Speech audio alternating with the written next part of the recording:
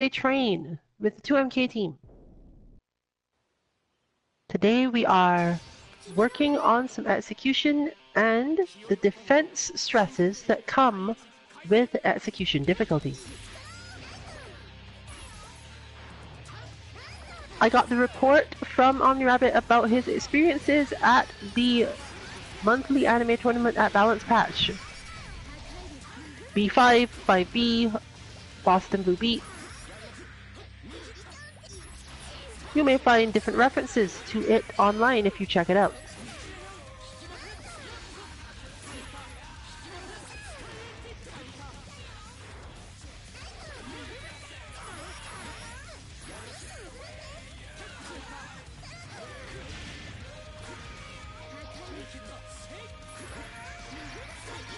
And basically his report pointed out that defense is hard. But the reason that defense is hard in this game has to do with the speed at which you have to make certain decisions.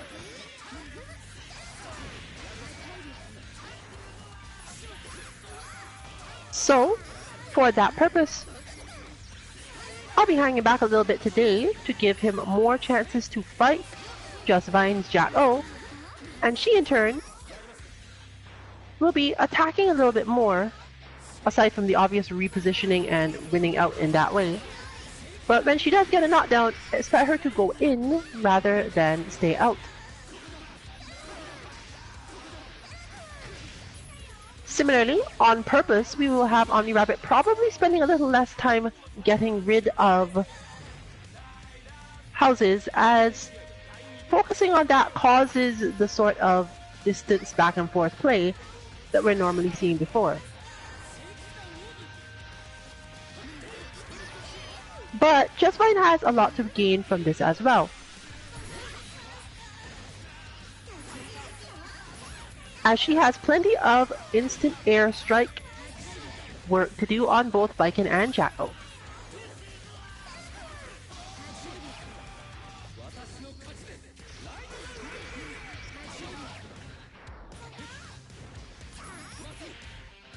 Which brings us to our main point for the upcoming year.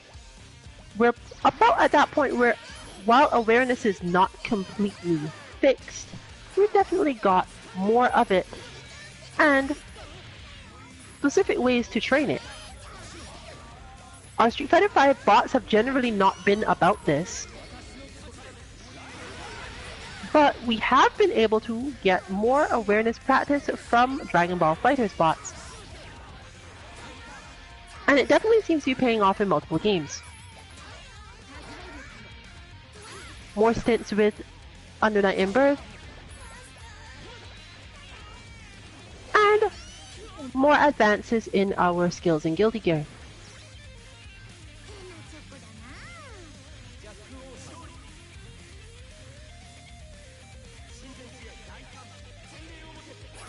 So, obviously, once you've got that down, the next thing you need is the execution to get things out of those confirms that you build up through your attacks and execution.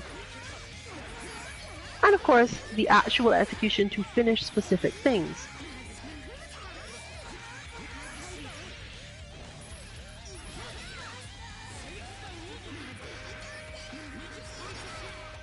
We do have a somewhat habit to play a little bit lighter until people understand matchups, but we are far enough in this now that it might be possible to just go around that altogether.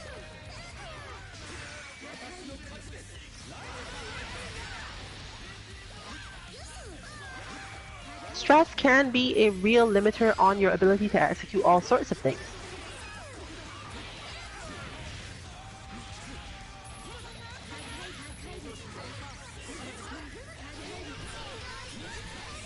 Furthermore, being stressed out is likely to cause problems for other reasons as well, as it causes heavy after image in a lot of situations.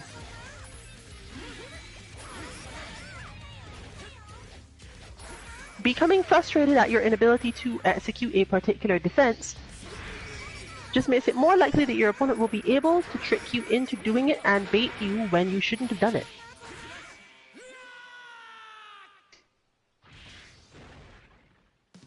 Leading to the feeling that you are unable to stop a given character from doing whatever they want. And additional frustration when the opponent realizes you've probably managed to calm yourself down enough to do this, or they've just decided after the third or fourth time they're not going to do it again, and find yourself baited into it at the moment you finally manage to execute your defense. This is of course a terrible fate, but this is why pros grind on their execution, to make sure that that is not the thing causing them emotional stress in matches. You always want to be fighting your opponent and not yourself.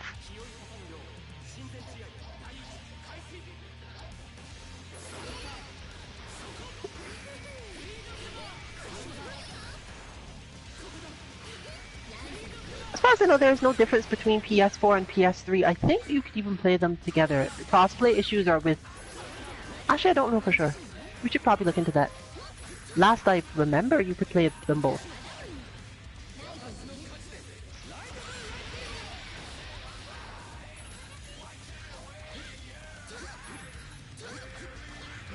This of course reminds me to point out that this is, as always, a US East Coast PS4 loser stays on lobby. Easy to forget to say it when it's basically ingrained in us. But do bear that in mind if you choose to join.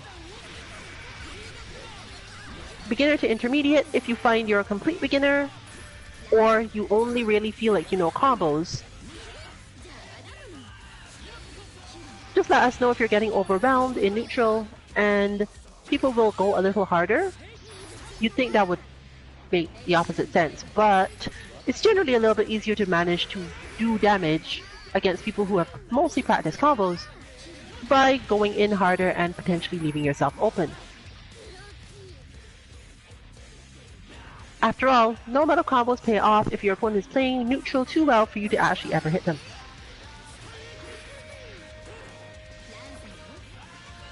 So, feel free to join, and if it is overwhelming, obviously if you are losing as a result, you're still playing. But if you feel as if you're not learning anything, just let us know in the chat, and our general method is to actually go more ham.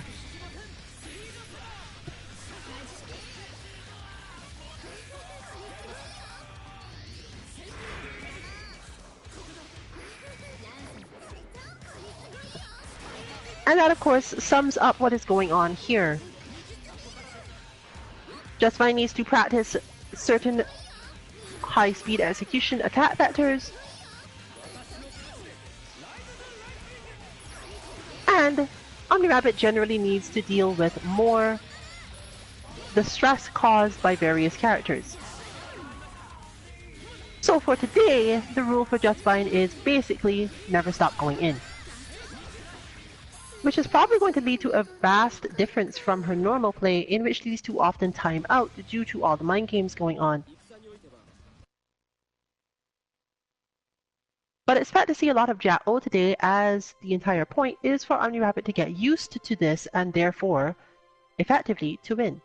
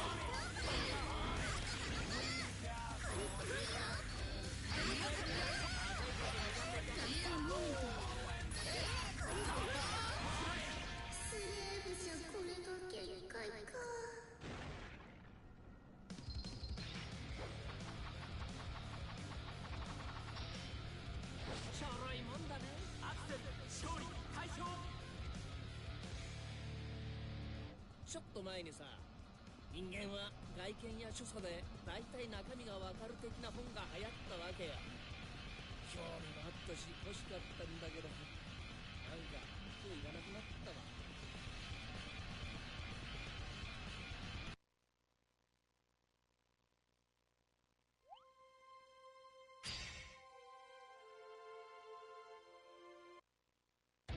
ジャック・オーサーシンさんは寝れていますか？パフォーマンスも把握しとくか。 There's a secondary method to this training for both sides, but more so for Just Fine, obviously, as she is the one who is being set up to be the loser today.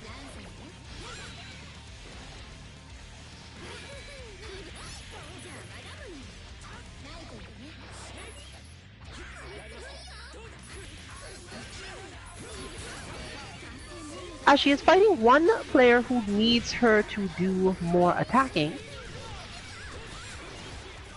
and another player who functionally needs her to do more defending, she can train on making sure that she has the two setups, being able to change quickly between one and the other.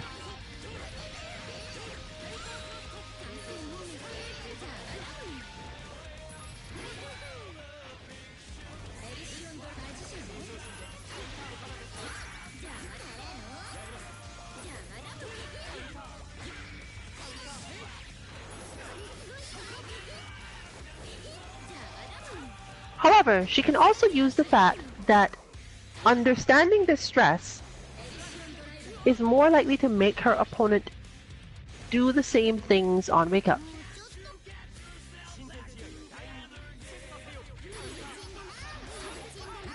One of Jacko's strengths in this regard is the ability to instant air dash on a downed opponent in certain situations, making them uncertain of where the pressure is coming from or if it is even coming.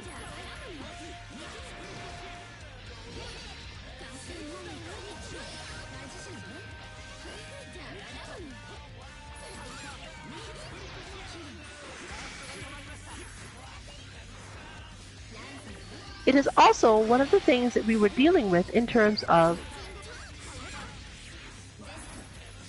our most recent content, avoiding having to play footsies. While Kai does not go for a lot of lows, Jacko can force a lot of situations through her instant air dash that are otherwise not going to happen.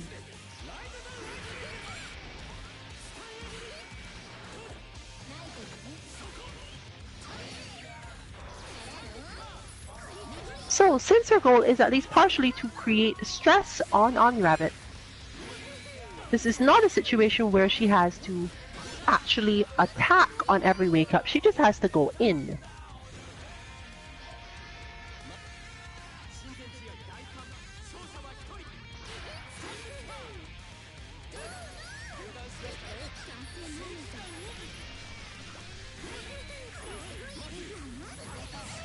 Birthday not yet born.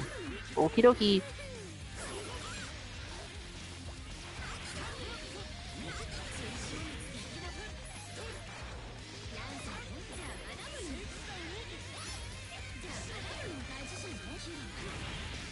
Generally for this style of play, if Jao finds herself unable to get started, she just needs to speed up her minions. So that will be the default for her flow today.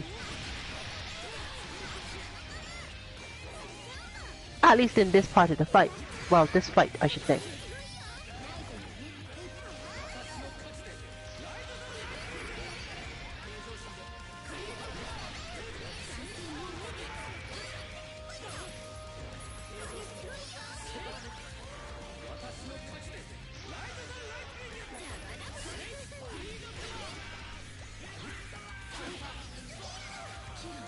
Got behind the minion wall.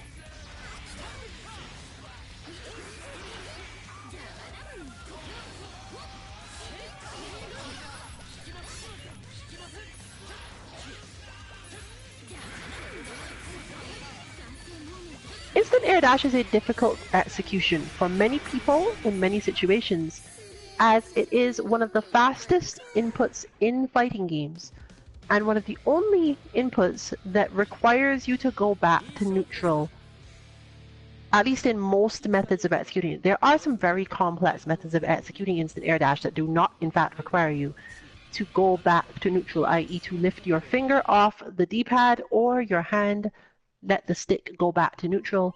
But these are not the easiest methods for most people. And there's some sign you may hurt your hands if you do them that way.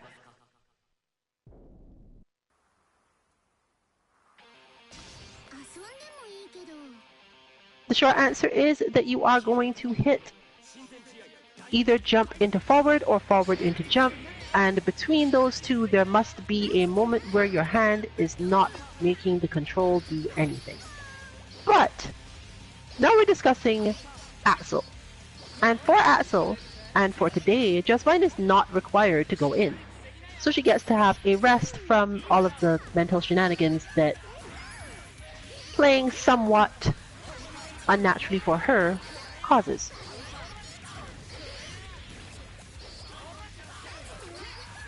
It's unlikely to be too much less frustrating, however, as it's difficult to get in on Cosmic Wolf's Axel with Jack-O. So she's more so usually trying to create a specific space on the screen where she can finally safely put minions down. Once she has that space though, it's a little bit easier to deal with. You can see that basic trick, putting down one that she doesn't actually need all that much in order to distract the opponent to get the other two out. But this requires a lot of space. Basically, Axel needs to be near the corner for this to be a safe option.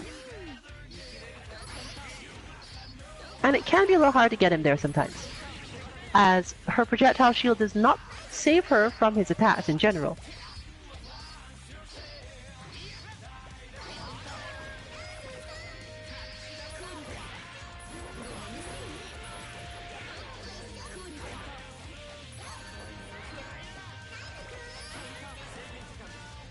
Did that minion do it? And apparently it did. Good job, minion.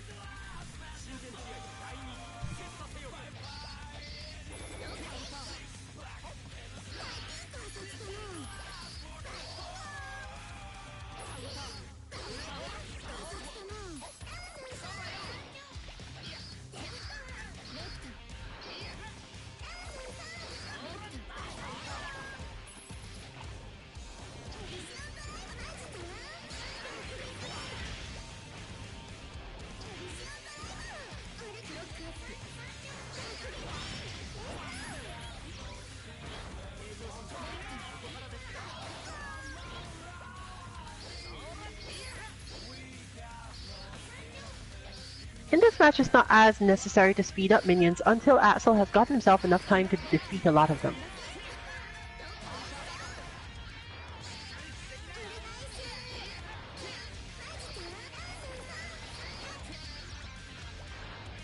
The other method, as you've seen here, is to trap him on the other side and trust your own defense to keep him from being able to hit you and do that. But Axel is kind of a hard character to keep from hitting you at all with Jackal,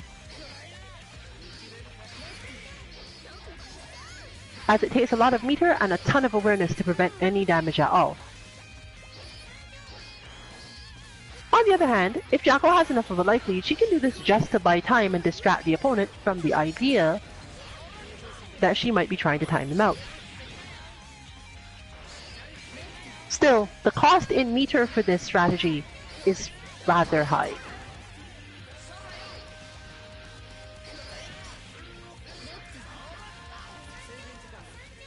Seems that paid off today though. This is still in our favor, as we still want OmniRabbit to occasionally need to shift mindset entirely from a character who goes for pressure to a character who zones, to be quite sure that he can do that switch between matches. This can be harder than you think, especially when you've been frustrated by the last match, and the thing that you were trying to do in that match is on your mind. After Image can last quite a long time.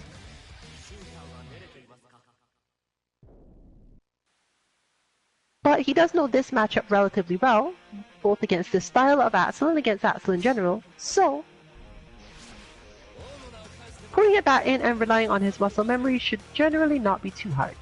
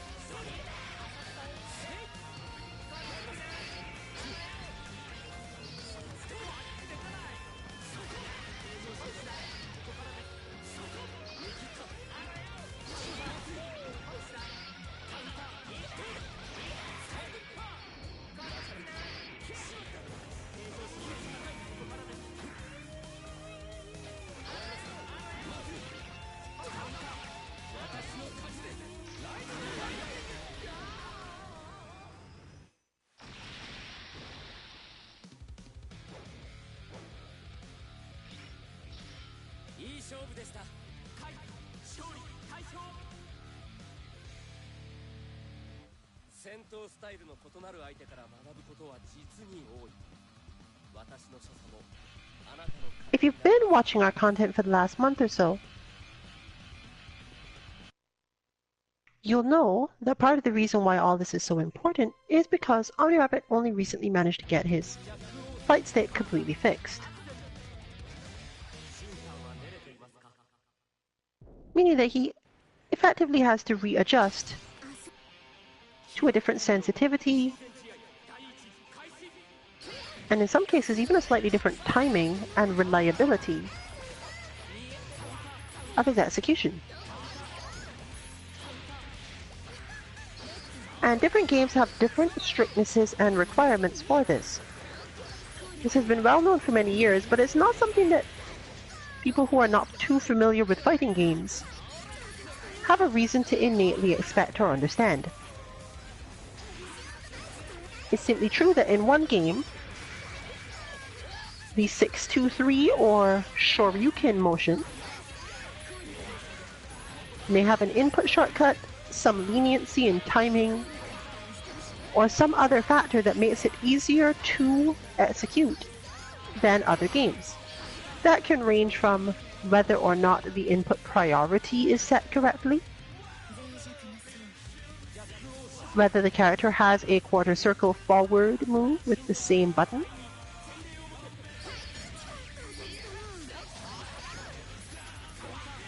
or simply whether the game is lenient enough to let you start this motion at the correct point or not. In some cases you can start it from the down forward. In some cases you can more easily go through down forward while coming from forward, and so on. Many modern games make more of an effort to have this happen, but since they were initially intending to make those sorts of moves both rarer and riskier, older games may have a little bit more stress on the player to do these things. Similarly, there are different forms of input control. Fight sticks with square gates, fight sticks with octo gates, and you may not know what any of these things are, but the point is that they are different enough that one size does not necessarily fit all. A motion that is quick and easy on a directional pad may be difficult on stick and vice versa. Keyboard, hitbox, DDR pad, Guitar Hero controller. Someone will find a way. Shoutouts to that person who played Eno on a Guitar Hero controller though.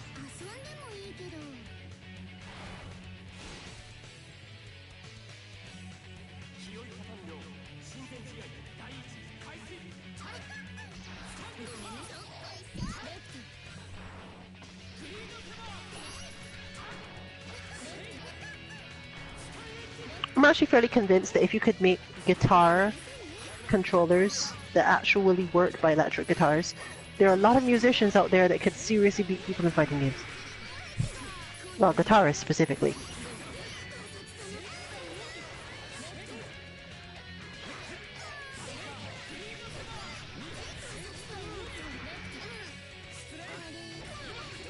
Might be a little harder with something like an ocarina though.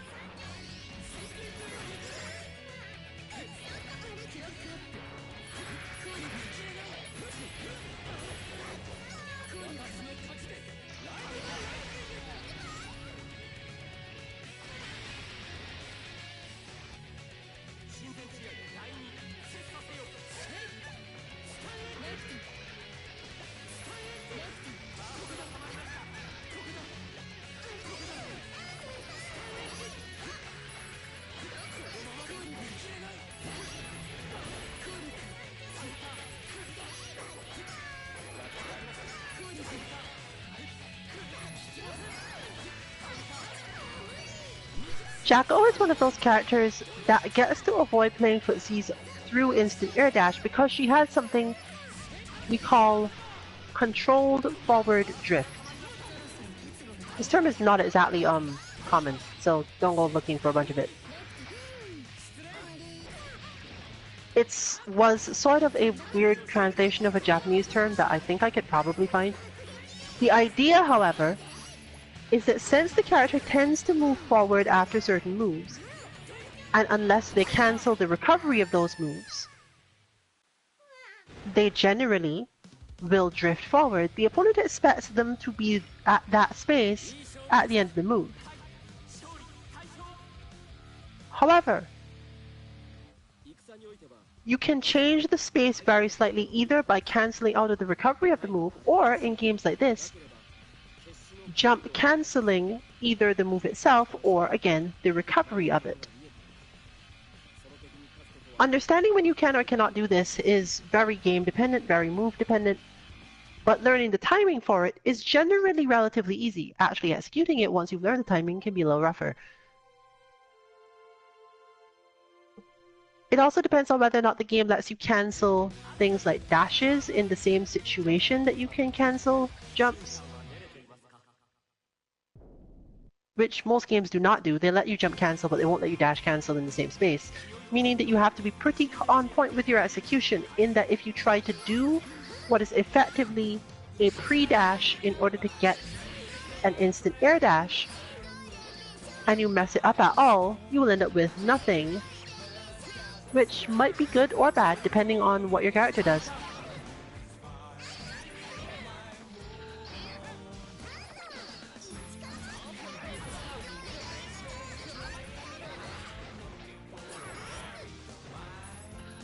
But the point is that Jackal can use this to avoid playing footsies in specific ways.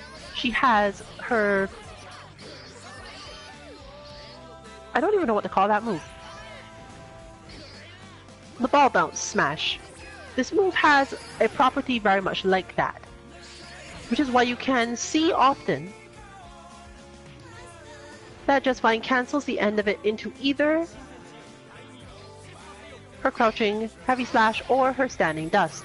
But this move is also drift cancelled, meaning she can use this to get somewhere, and rather than going for that ender, wait some relatively small amount of time and go for instant air dash pressure.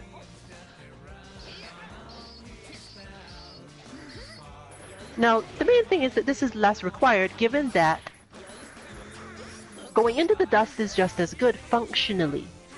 They both defeat an opponent who decided to crouch block.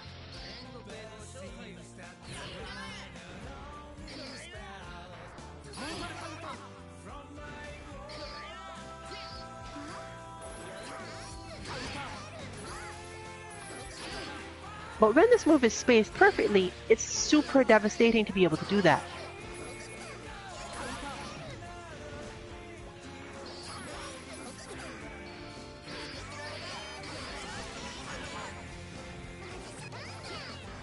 And when she has enough minions with her, spacing this move perfectly is generally not that difficult.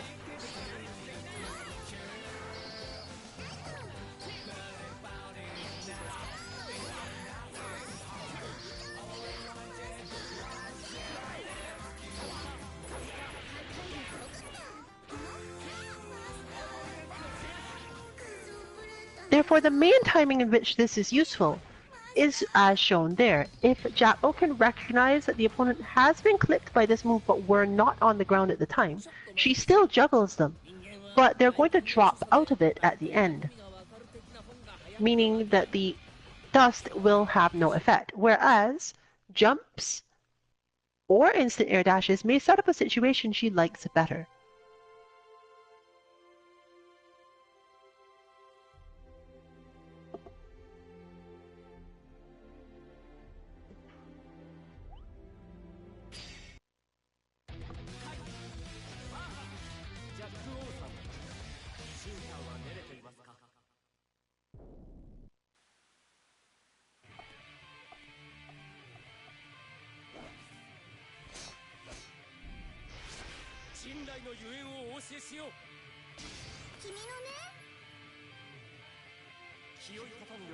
Against Kai, this is less effective, as he's not generally a character who gets himself into that space too often.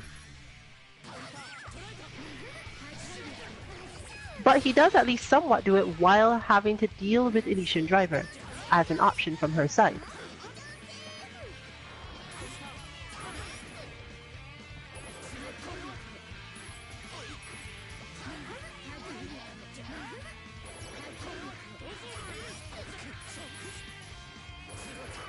He's also one of those characters against whom jumping at that timing is generally just useful.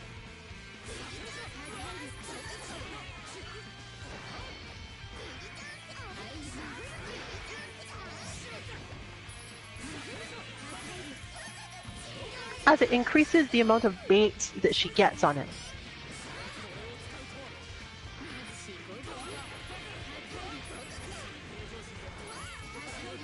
As you can see there, Whether or not the dust hits has a lot more to do with the height of the opponent when they get clipped by the move than any given thing. I oversimplified before when basically saying if they're in the air, because it's not a matter of are they in the air. They have to be at a certain height for the dust to miss. And even then, you can probably change the timing so that it doesn't. More awareness, more execution.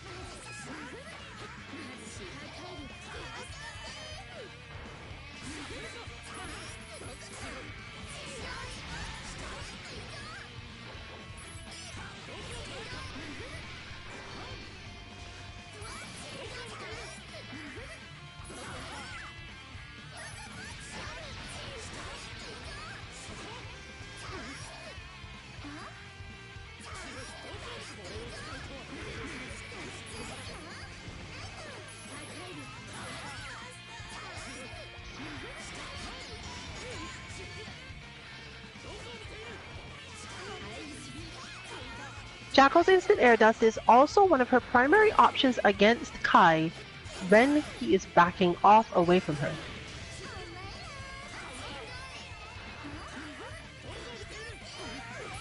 And as we mentioned before, learning exactly how to read the spacing and timing of Kai player retreats, assuming that you're playing a Kai whoever retreats,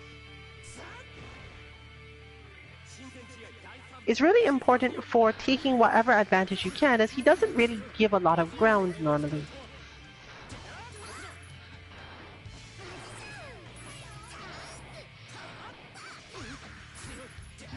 But again, this comes down to instant air dash execution. Most of us can dash with forward forward. Most of us cannot dash with up forward forward. Why is this? It's probably a mystery. Someone should look into it.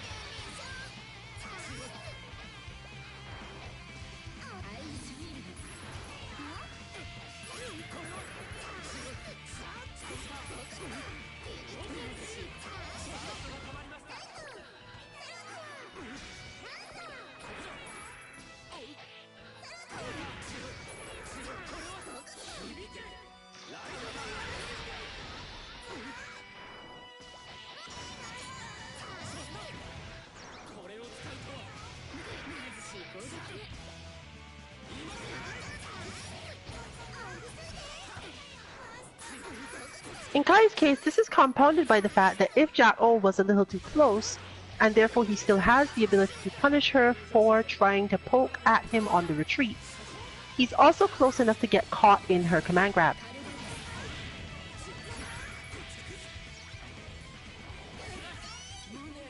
And that happens. But with that victory, obviously, we'll be rotating through a bit. And our Jackal will take a break.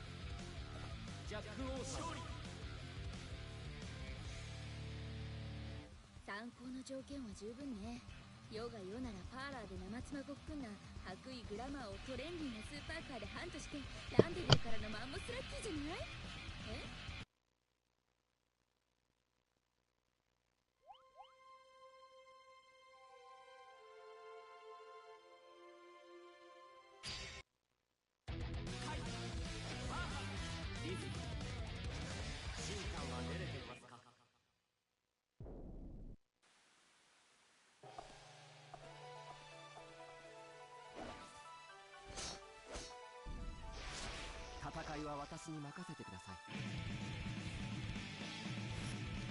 清い畳の親善試合第一開始見切った。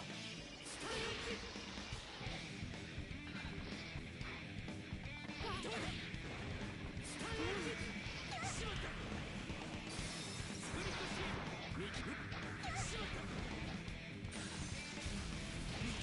Obviously, we're expecting a little less direct oppressive pressure from Dizzy. But Kai can still have problems fighting his wife for all sorts of reasons. You don't have to worry about domestic violence, he's the king. And of course, she's capable of obliterating everyone on the roster.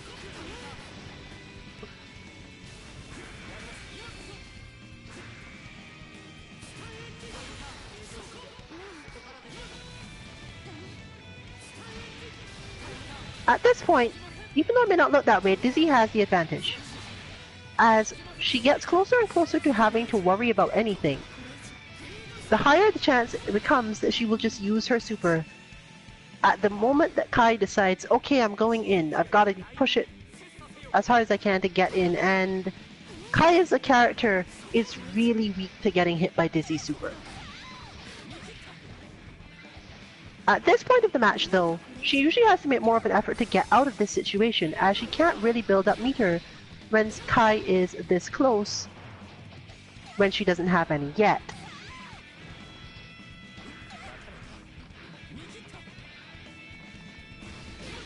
As long as she keeps up the occasional attack, her retreat generally doesn't lose her too much in terms of meter.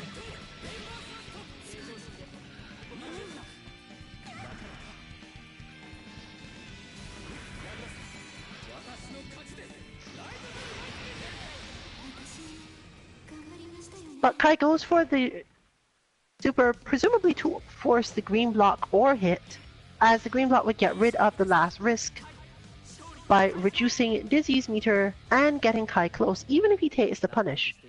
With the opponent in the air, it's much harder to be punished fully or properly for Ride the Lightning, meaning that overall, it just worked out.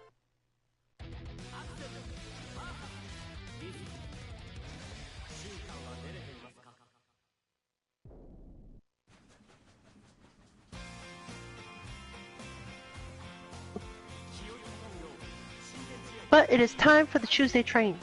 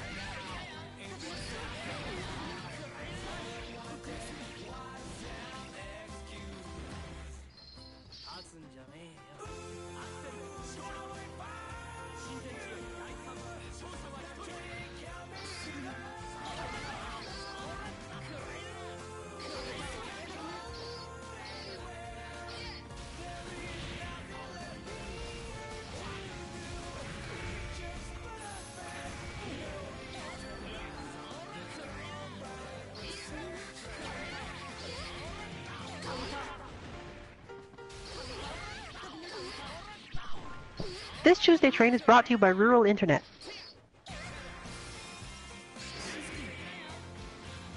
However, this is presumably the last Tuesday train. that the wolf will actually be on rural internet, though of course he may be missing from the upcoming Tuesday train or two. Almost certainly will be at least in somewhat better situation regarding that in the new year though. And we'll get to see all that execution that we saw a week or so ago. 2 weeks ago? Yeah.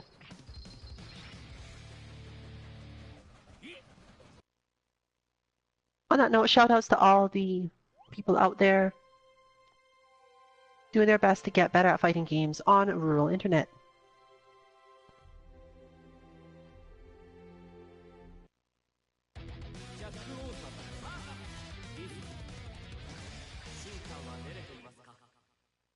Last week we saw Baiken versus Dizzy. This week Jackal is going to push through with a struggle of her own.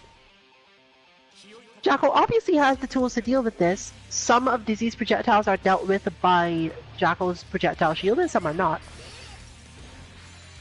Well, more so zoning, let's put it that way. Meaning that once she has Dizzy thinking that zoning is going to solve the problem, you get these setups of positioning of houses for optimal spacings.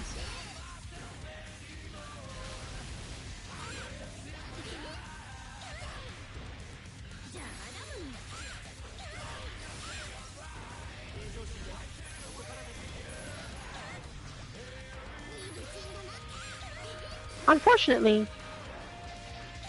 Jackal normally ends up fighting Dizzy from so far away that the spacing tends to work out for Dizzy a little better.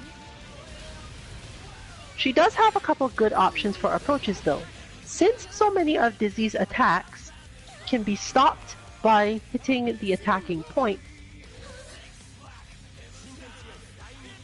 Jackal can actually use her standing dust to advance her position with no intention of hitting Dizzy at all. Because this move does such a good job of doing certain things and does not tend to recover too strangely, she can use it to hit the space she needs. And unlike her slide, as you've just seen it done, she does get around the fact that Dizzy can do certain types of attacks. If she expects the attacks to be coming straight forward at her and not more so defending the air, then obviously the slide is more useful. But once she's in, she doesn't need this move as much as she tends to have a lot more space, and Dizzy can generally do that because of the space she puts herself at.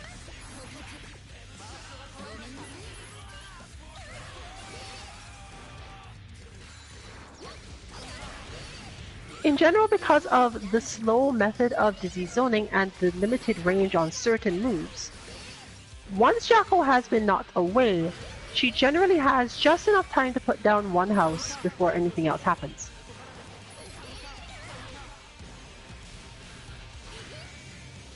She also has enough time to decide her probable next way in and choose the house based on that.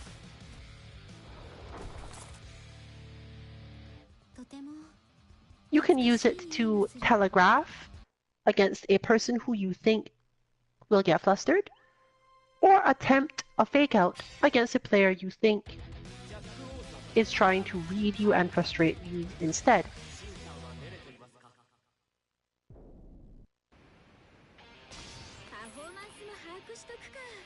But back to the struggle of defending against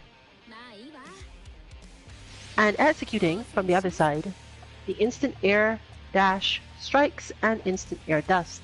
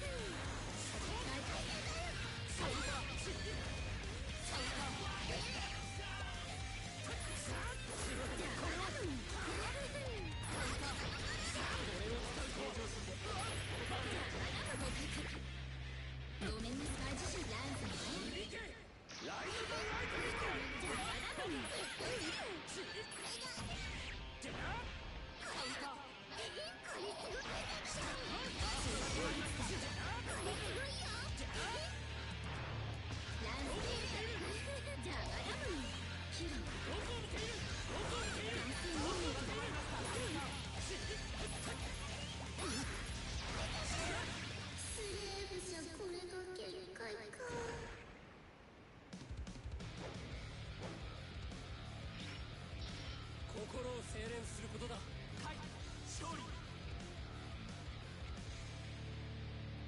戦においてはまず相手の背後を見ることです。態度があれば地位、なければ決死の覚悟を持っています。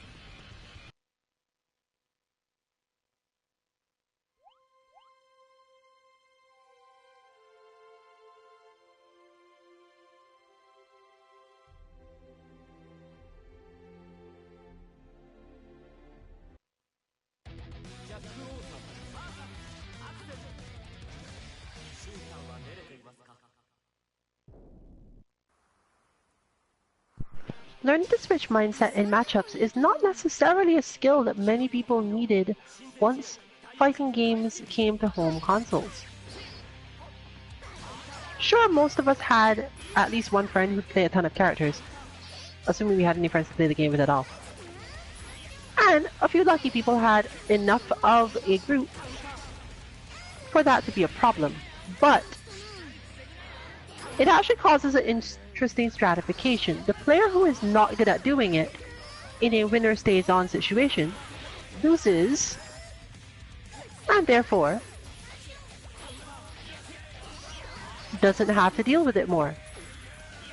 Whereas the player who is already good is probably the one who's most able to do it, and therefore get more practice at it. But of course, this is loser stays on lounge and is therefore the exact opposite of that.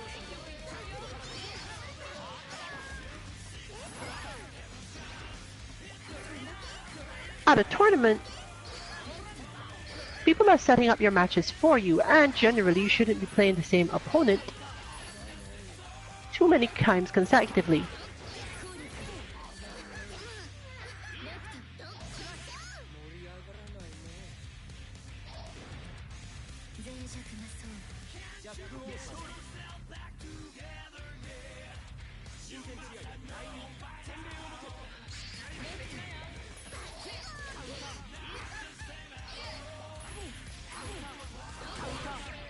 In the arcade, of course, it's the same situation as winner stays on.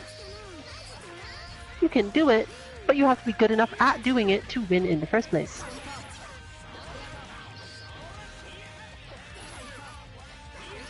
Still, there is some change relative to how often you end up playing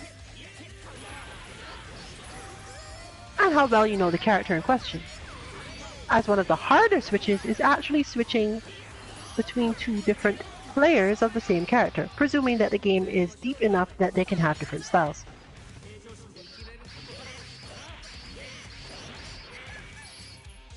In the tournament environment, most players aren't watching your games until you get high up. In the arcade environment, you were probably being watched most of the time, forcing you to get good really fast.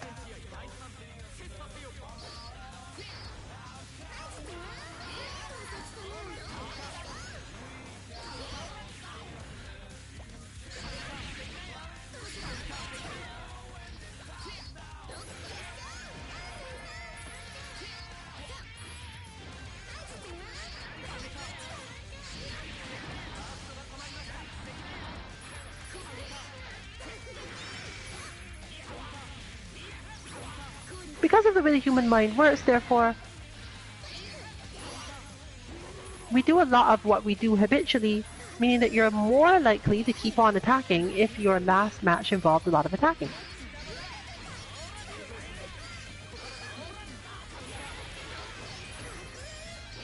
You may also subconsciously be a little more cautious or defensive if you were fighting a character previously who required a lot of that, even though that may not be what you want in the current matchup at all.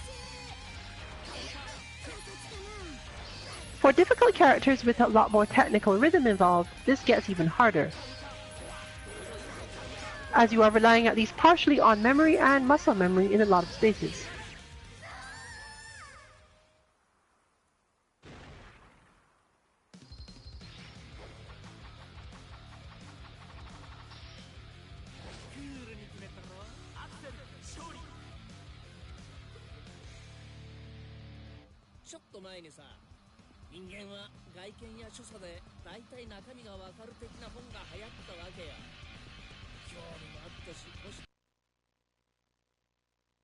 I've never paid attention to which Axel colors or which flags.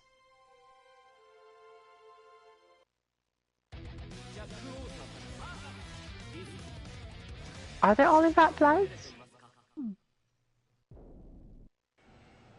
I know that base color Axel is English Axel, and I know that color 2, I believe that one's color 2. Color 2 Axel is Scottish Axel. But beyond that, I don't know.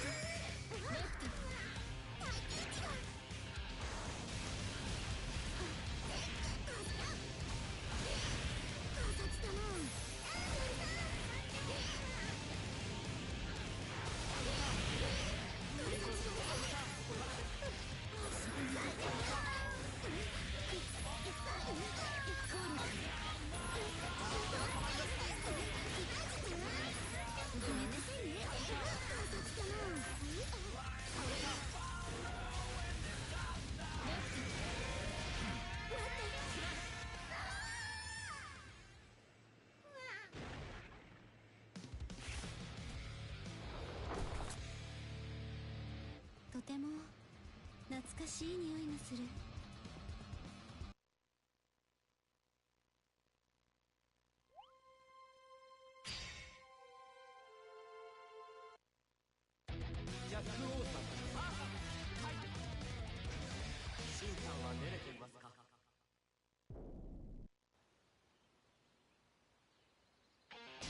君のね。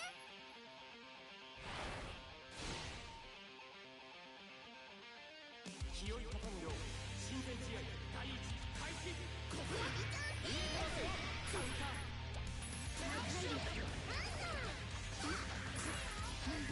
そこ。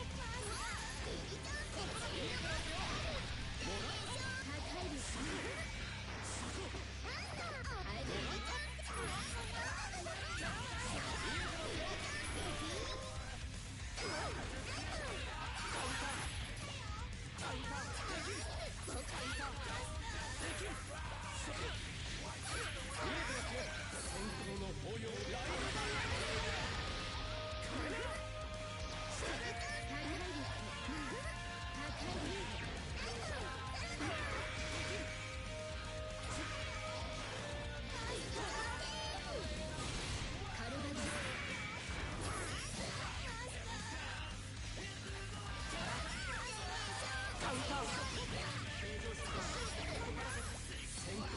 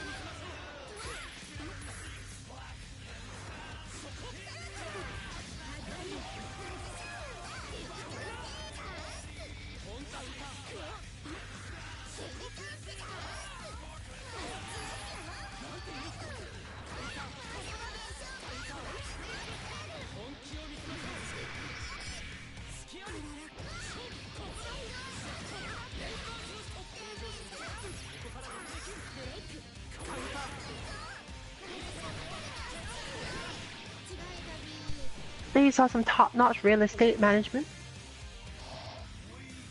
Placing S house in the middle of the screen, taking the P house on the knockdown, and then retreating to S, leaving Kai with either the options of chasing and ending up with P house behind him,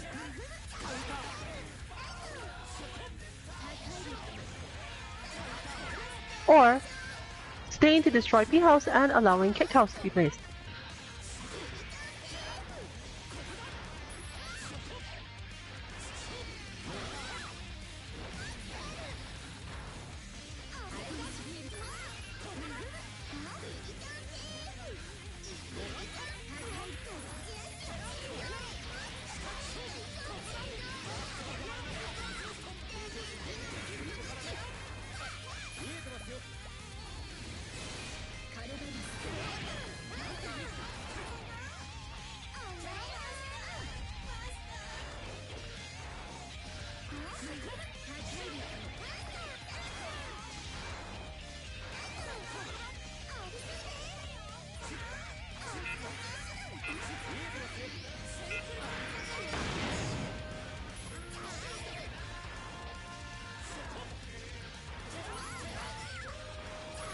Damage dealt by them is at least somewhat dependent on how strong they are, but you can still get good explosive setups sometimes.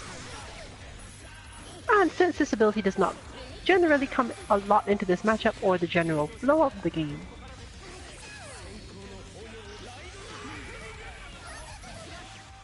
it can definitely still be used in a lot of situations.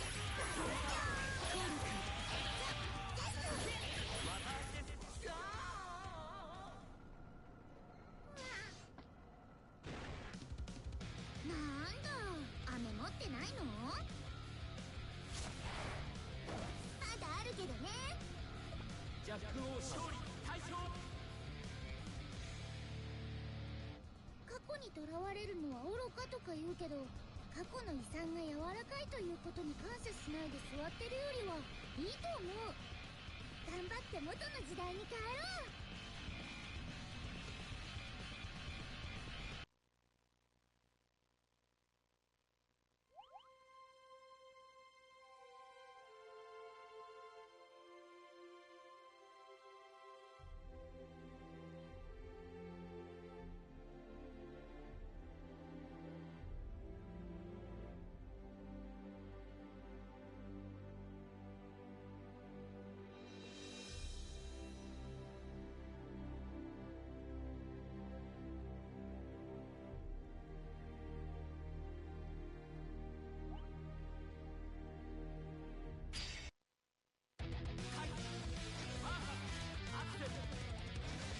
シンさんは練れていますか？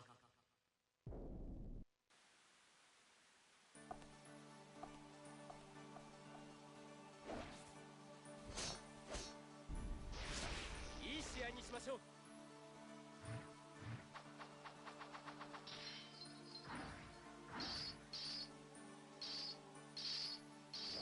手加減してくれよ。気を立たぬよう親善試合第一開始。カウンターできる。やる。しのげない。カウンター下で見えてますよ。なんて威力だ。カウンターしのげない。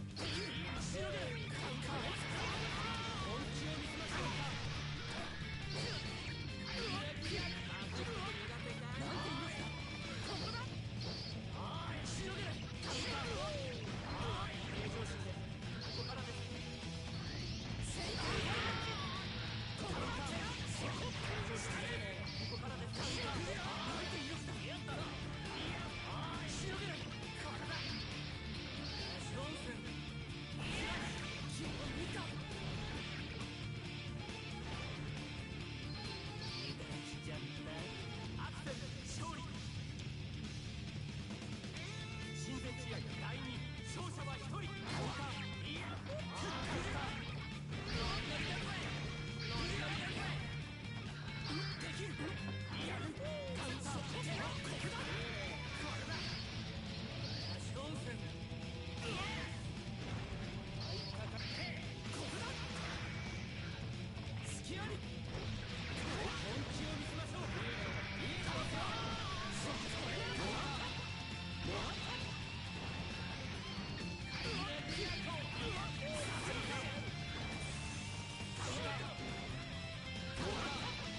本気を見せましょう。ここだ。あるんだよね。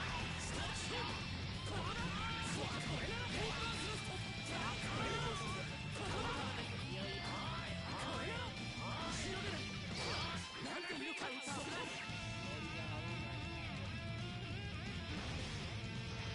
次は分からない。はい。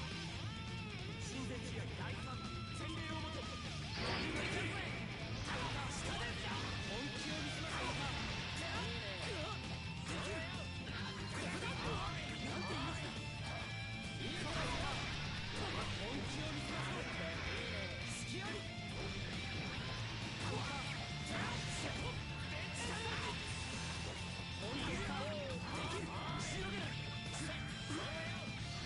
セイクリッドエッジ見上げますか。下にここだ。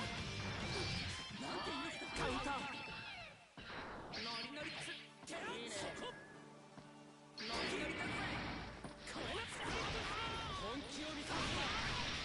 平常心でここからです。これなら見上げます。本気を見せましょう。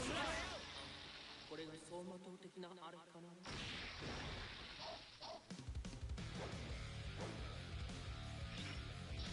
またいつでもお相手します。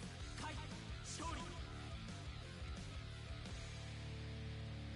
戦闘スタイルの異なる相手から学ぶことは実に多い。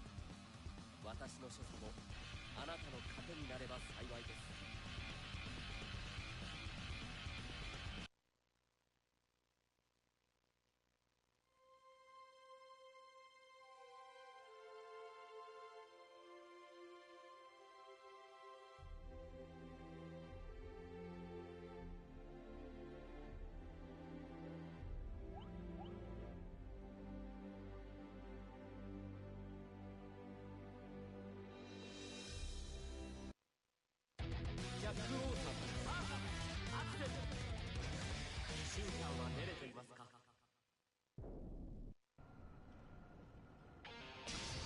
ーマンスも把握しとくか。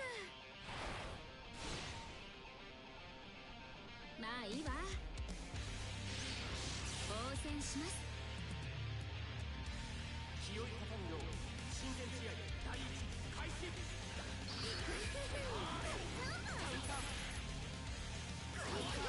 ナイトね。ランサーね。じゃあマジシャンのヒーロー。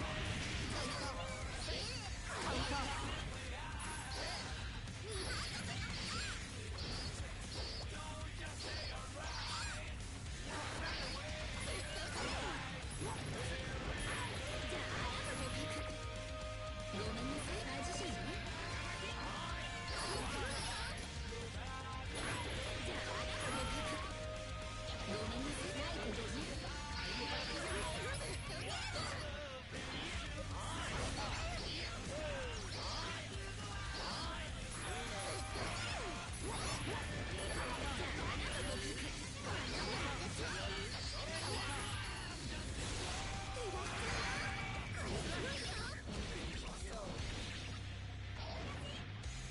あっけないな。プップププ。ジャック王勝利。親善試合第二セッさせよ。ランサー完成モーメント。ナイトね。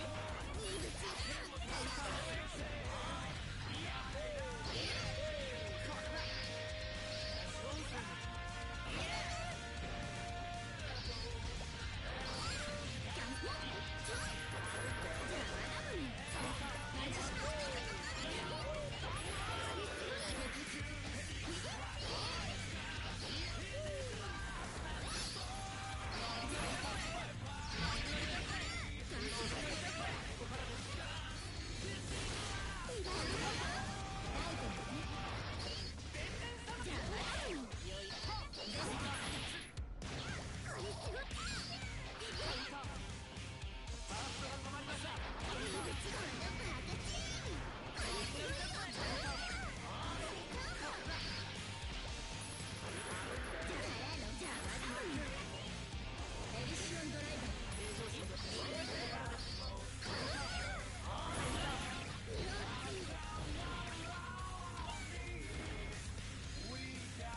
親善試合第三洗礼をもて。ー完成モーメント。ランサーね。いいブチンだな。ナイトね。ランサーね。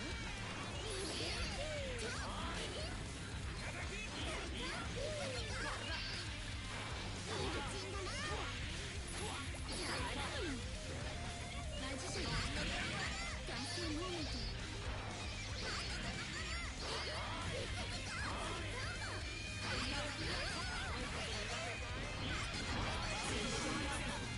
ジシャンね。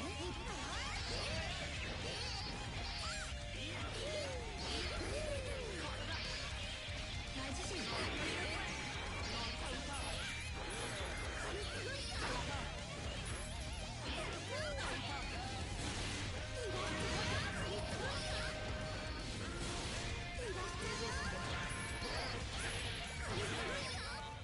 これが走馬灯的なあれかな。ありゃ痛くしすぎちゃったかな。ごめんね。ジャック王勝利。過去にとらわれるのは愚かとか言うけど、過去の遺産が柔らかいということに感謝しないで座ってるよりはいいと思う。頑張って元の時代に帰ろう。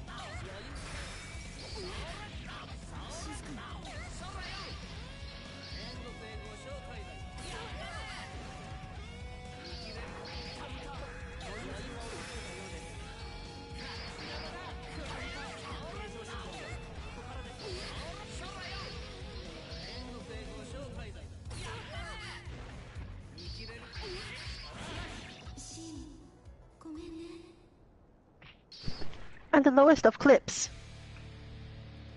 一人でどう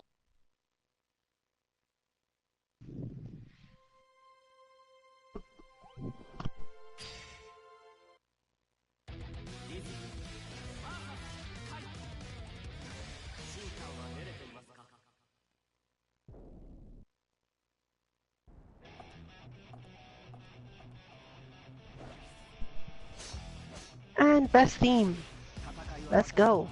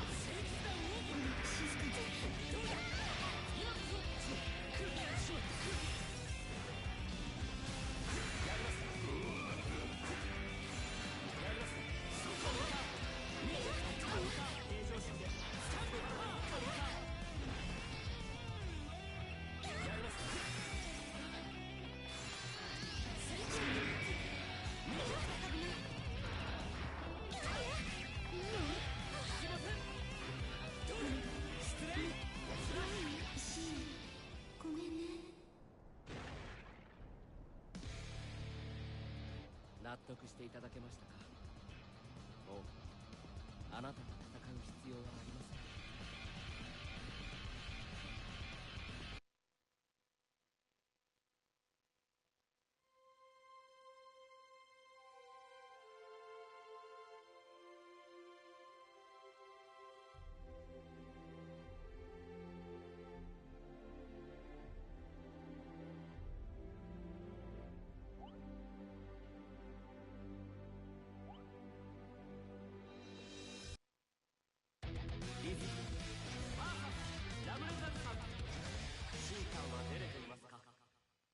Now here is a character we have not seen in a while, but Ram can generally keep up with Dizzy in terms of range.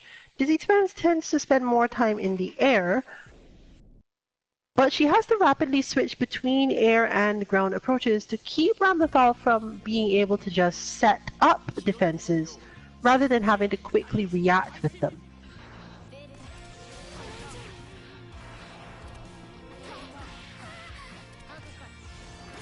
When facing zoners, Ramlethal's general ability to defend is based on where she sets up things on the screen to keep the situation in her favor.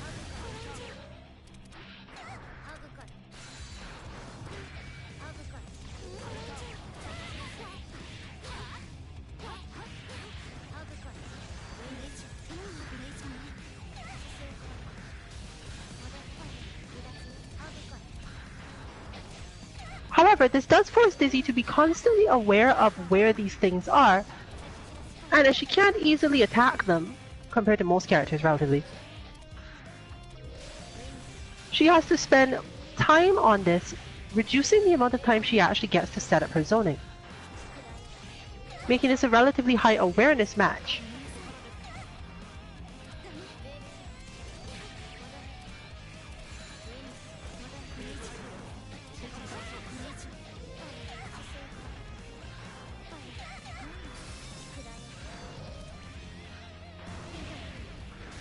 But unlike most characters, if you want to cover the whole screen while not being in range of any of Ramthal's stuff, at least for a short time, you can do worse than Dizzy as your option.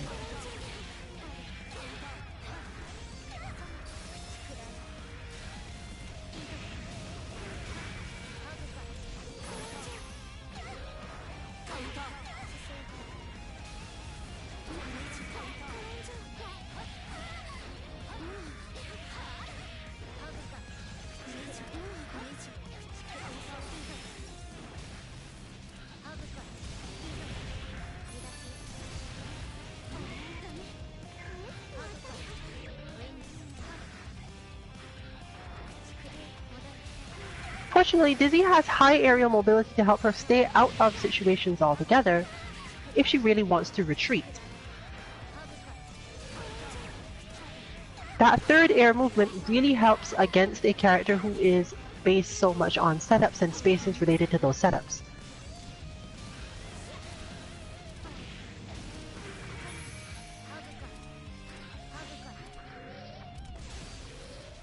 And the rest is just finding the right time to use the super. Ooh, fell a little short, but still got full screen, the burst, and crash down.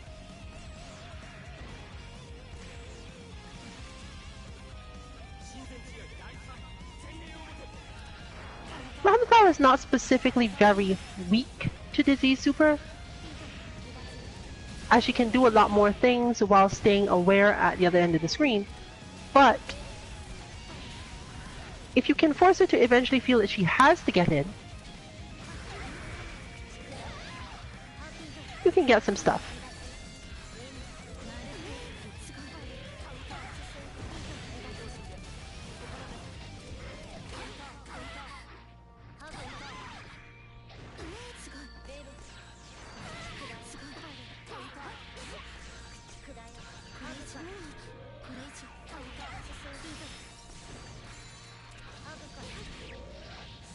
Well, the higher meter Dizzy gets, the more likely it is that this match is going to end painfully.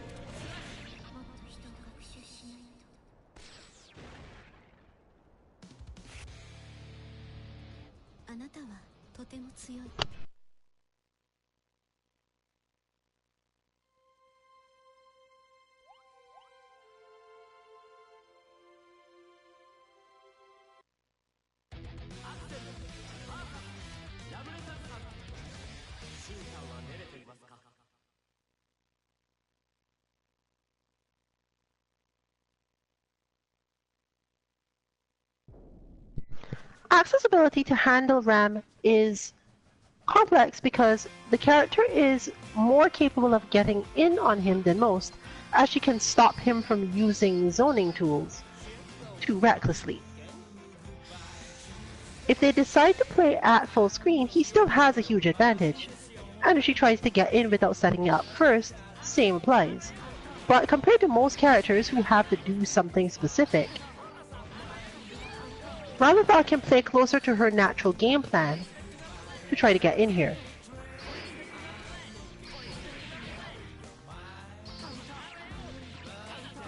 Of course, as we've noted before, when faced with that situation, it's often better for Axel to be a little aggressive, not to sit quietly, but to give the opponent just enough to think about that they're not necessarily expecting I have to get in by zoning right now, meaning it's actually easier for him to maintain the zoning space.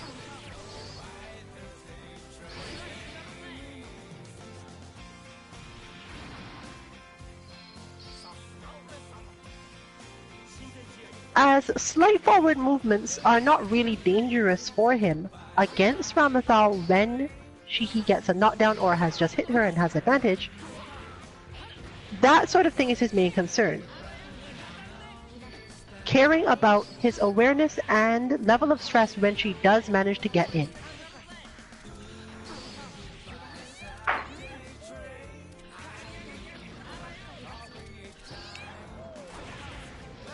If you get stressed out, she only really has to land one hit to get started, and you can probably die from there, as once you've gotten her that close to you, or rather she's gotten that close to you, getting her back out is a chore, if not impossible. She has enough setups that Axel's snow buttons can't respond to properly to make this just work for her.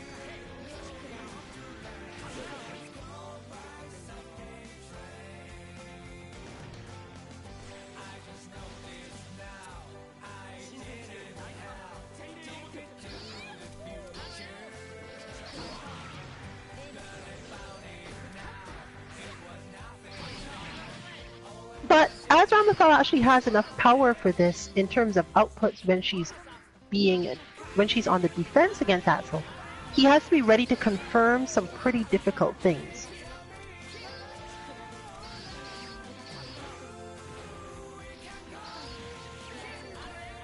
Well, the Wolf's confirms are generally quite good.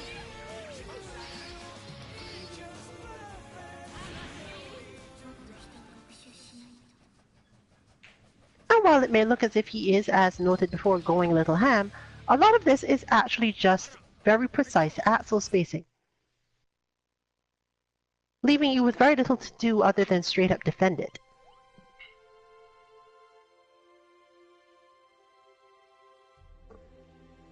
That said, rural internet, so I have no idea how laggy that was or was not. Now we will have our other general form of Axel, who tends toward more space control and a little less inch forward and poke. But you're going to see the same sort of measured confirms and the same stress placed on Ramlethal to find her time where she actually gets to take actions.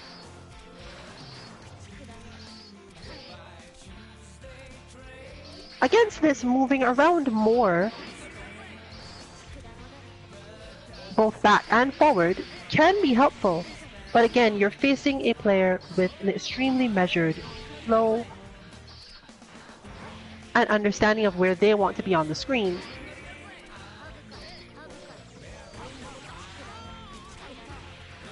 Meaning that even if you do manage to take advantage of the, let's call it flaw, in this Axel style, the downside of this Axel style, specifically that the player is generally not reading your rhythm as much, you would still have to have enough accuracy to land all of your attacks while under that stress. Since that involves a lot of dash at exactly this height, hit this button at exactly this point of the dash, and so on, and gets punished relatively heavily when it misses,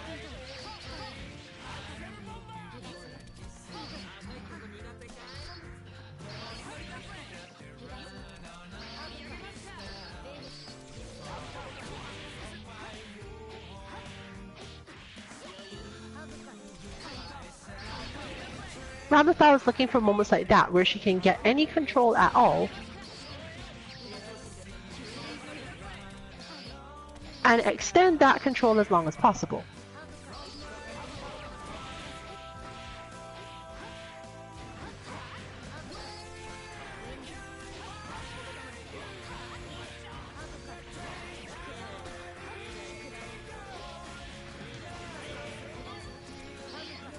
From Axel's side, it's mostly a matter of recognizing burst situations and learning where in Ramlethal's strings to go for his green block,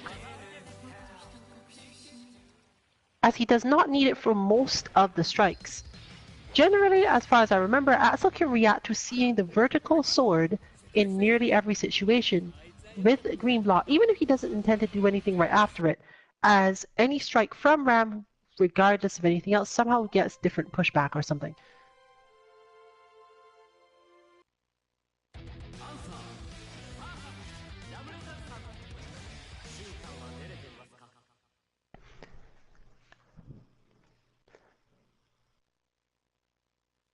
well as another character against whom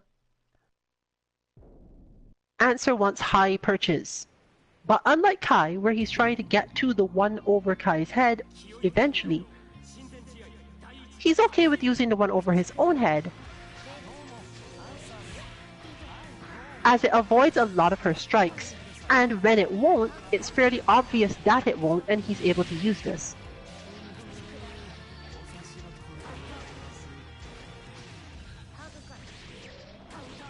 He does not generally want to stay on the ground too long. Despite the lockdown options he has, she is one of the characters most able to make sure that she at least forces Answer to block.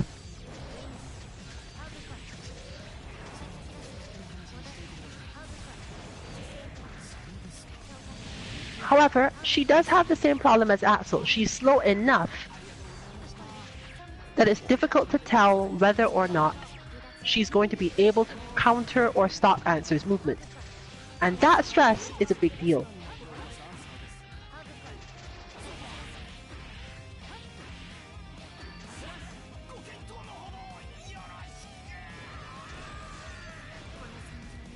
He does have trouble dealing damage to her in the neutral and on the ground, as he has to be much more buttonsy than usual.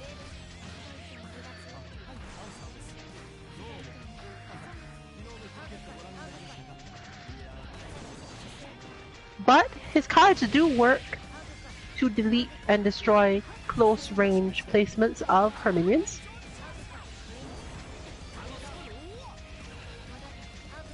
So he just has to learn to not get too stressed about the damage he does take, as he's super good at avoiding getting into longer combos or control situations.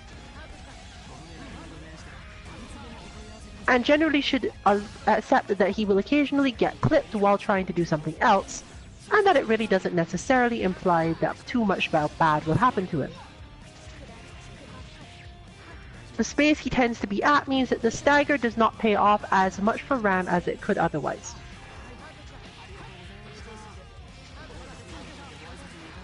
Experts with the character would probably often confirm into something, but even then the something is a little limited.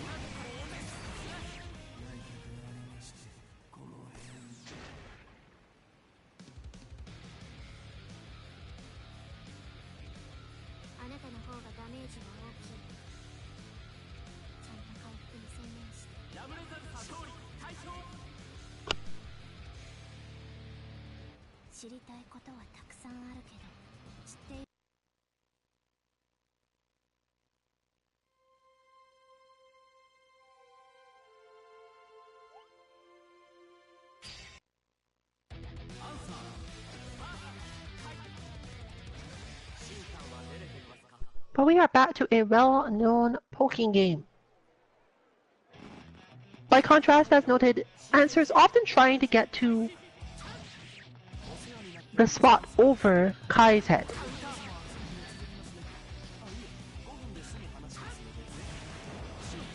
When he tries to get there is different, and of course perching on the rear high perch is still useful. It's a good backup for when Kai decides to go on offense instead. But with the perches noted, he can throw a lot of cards. And since Kai is usually waiting for him to advance, he gets to just walk, which is really useful actually.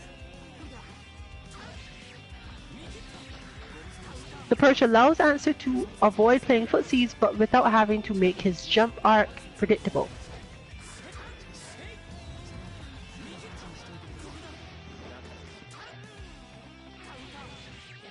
This is useful against a character whose footsie game is slightly better than his in standard neutral, and of course who also has projectiles if need be. But as always, the note is generally that when Siren does have some issues with this matchup due to her inability to do the air super, as it is the primary point of control that fills out the space. Without it, Kai does not feel under threat in certain situations, and Answer's lockdown game ends up being somewhat incomplete.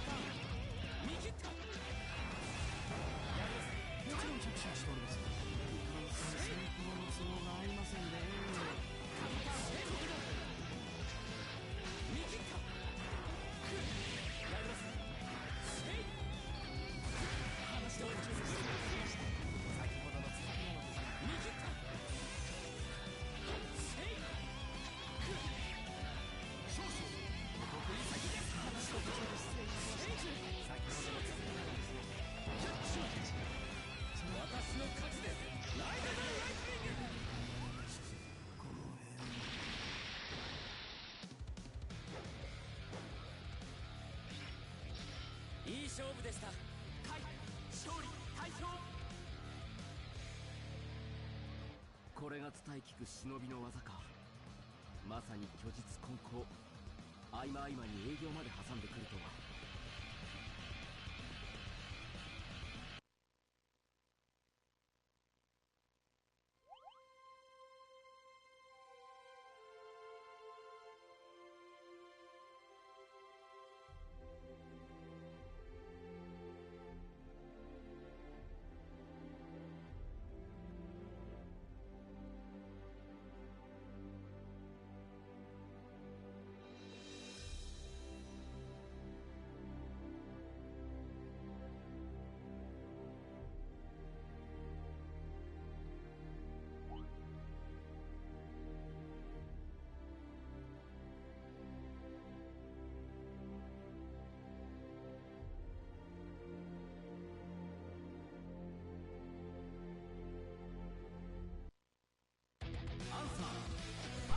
In games like this where all the specifics of matchup knowledge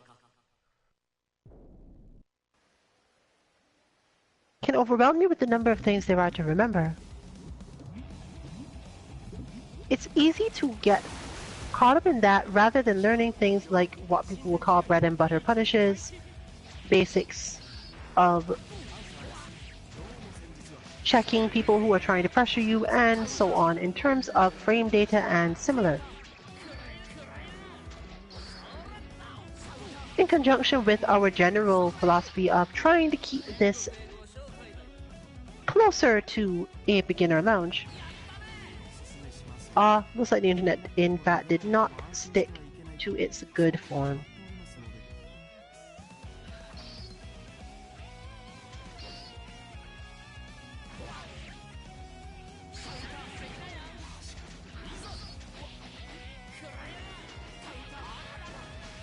Oh, maybe just a hiccup.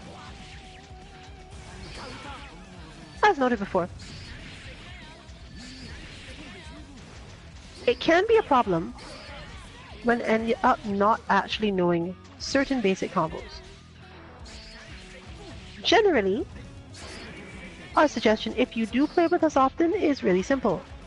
If you find that you're often the player playing a lot because you are not winning, and you've also found that the reason for this is not your failure to execute your strategy, but rather just not doing enough damage, then it's probably your turn to work on your combos. Come back in the next week and do more damage, beat people up, and force them to then become the person in that situation.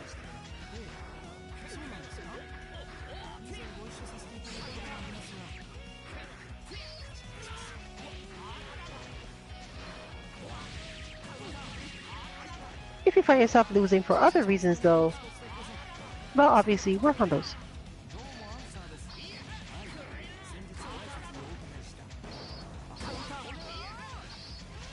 As after all, overwhelming combos as the primary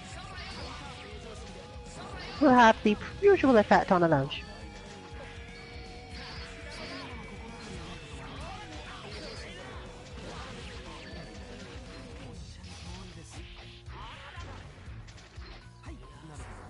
Even so, it's no direct big deal. It's more so a matter of whether or not you can learn what you need to. Whatever that is.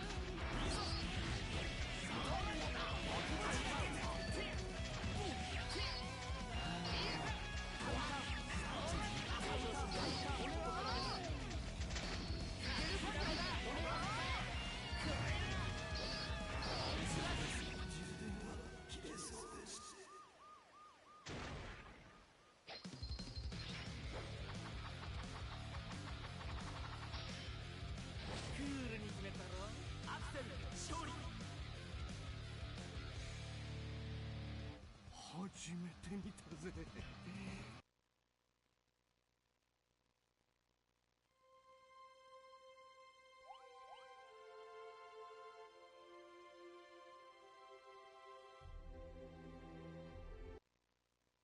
アンサーアクセル。シーターは練れていますか？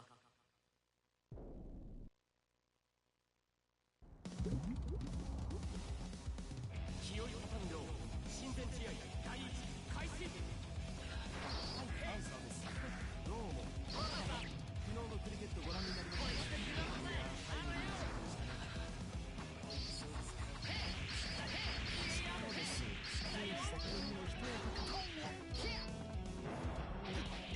今そうですよね。存じてます。では、はい、これからよろしくお願いいたします。それではございます。早くからご連絡差し上げて申し訳ございません。アンサーです。お忙しいところ恐縮です。ミスター武者のコーチがおられますでしょうか？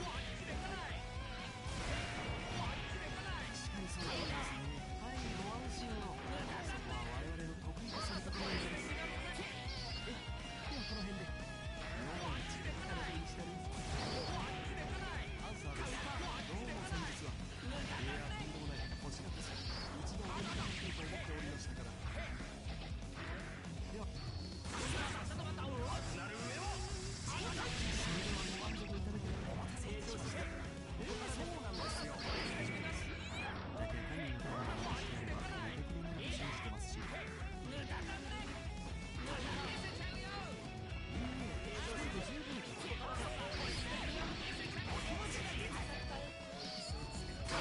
しました。そうなんですよ。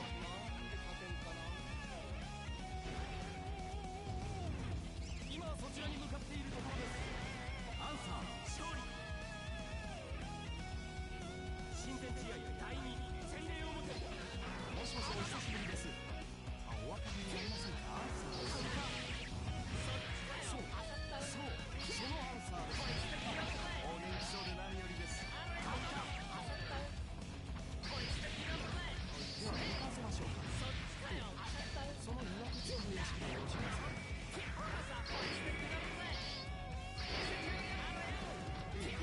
暴走列車でした。はい。振り落とされても頑丈ですか？はい。ありがとうございます。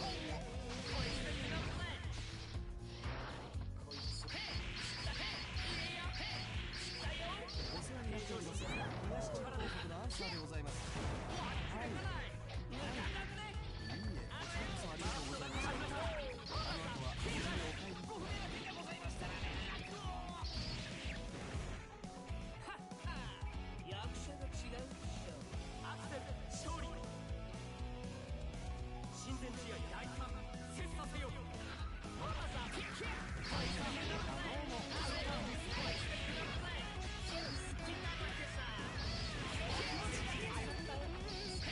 それならここまでにいることもありません。あれだけベースですから。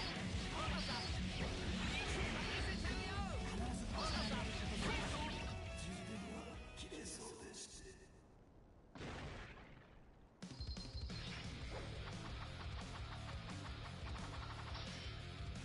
やめときゃよかったのに。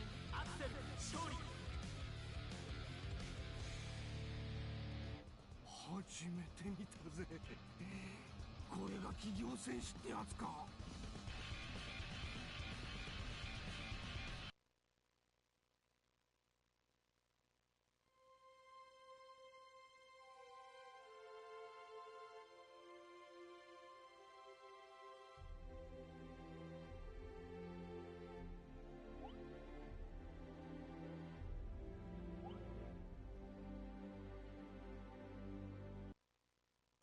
アンサーラブレターさん。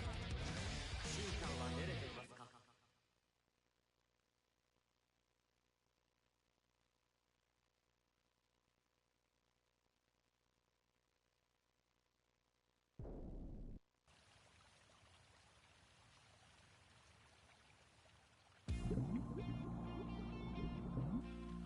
清い方のよう親親善試合第一開始。お世話になっておりますアンサーです。はい。ですが続きますね。本当にすぐ話ですのでぜひ。はい。よろしくございました。はい。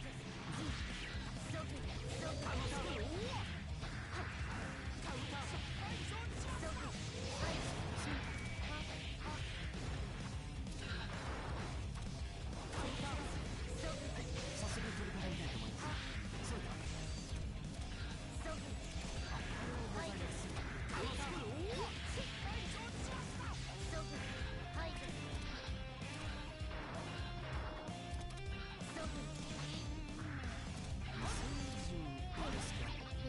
まあ軍隊の方が強いですね。あ、いや、なんか絶対あるんですよ。ここからでお察しの通りでございます。ここからでまた近いうちにお会いできれば。ありがとうございました。もしもし、お久しぶりです。お分かりになりませんか？アンサーです。そう、そのアンサーです。すごい。またご検討のほどよし。親善試合第2洗礼をもて。どうもアンサーです。はい。先日ご挨拶でお伺いした。思い出していただけましたか？いや、まさか私が忘れる気ありませんよ。は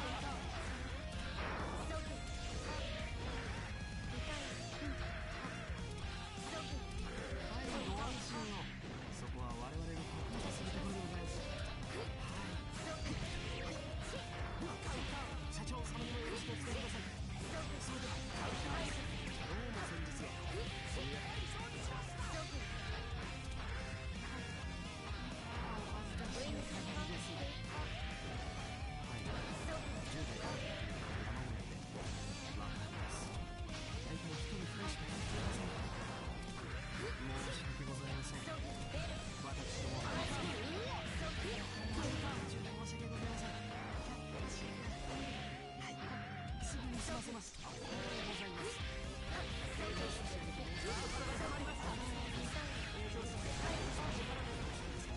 スター武者の工事が終わりますでしょうか？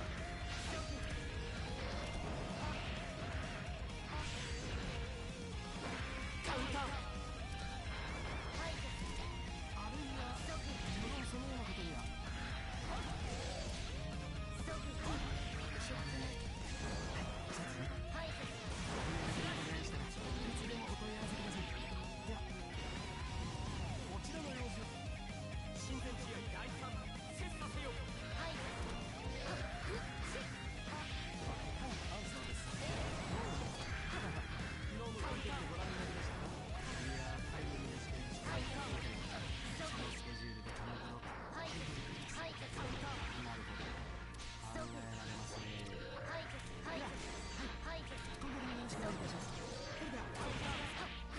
ご無沙汰しておりますアンサーです。その説はお世話になりました。近くまで来ましたのでご挨拶をと思いました。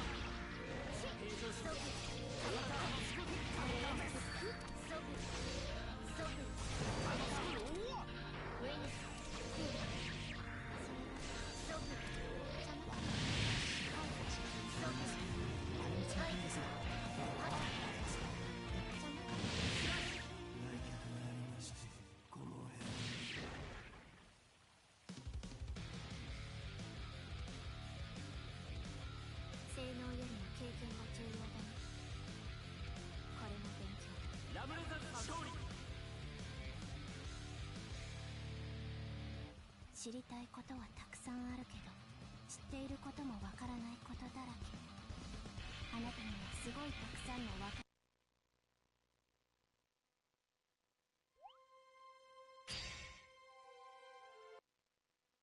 アンサー。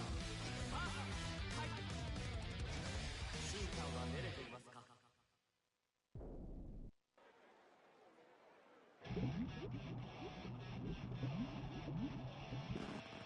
清い方のよう親善試合第一開始。アンサーです。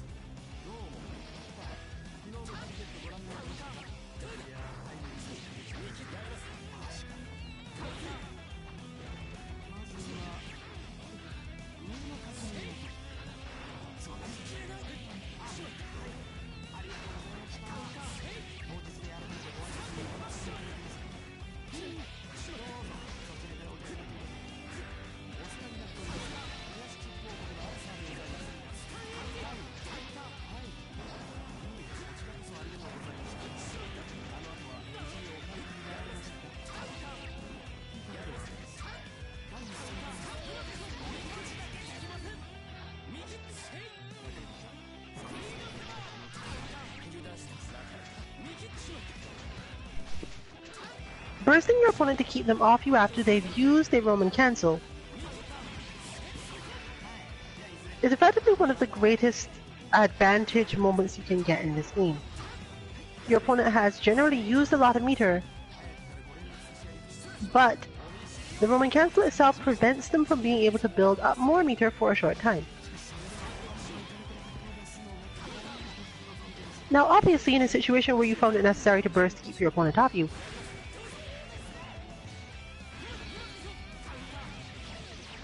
you were concerned to begin with your defense.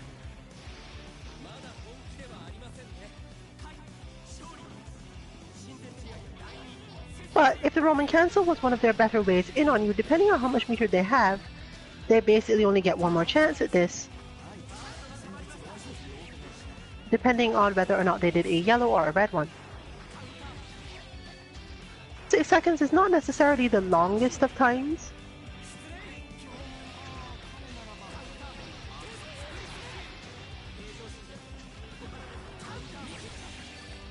but limitation on your opponent in that way can be useful for lockdown characters, since it means you don't immediately have to try to go in on the opponent, even if they run forward or go for moves that would usually win out by building up their tension meter. The Roman cancel time and the interaction has stopped that from paying off in the same way, meaning you can take that moment to either watch for their retreat or attempt to check them on their way in without worrying that they're going to get a resource that makes their life too much easier.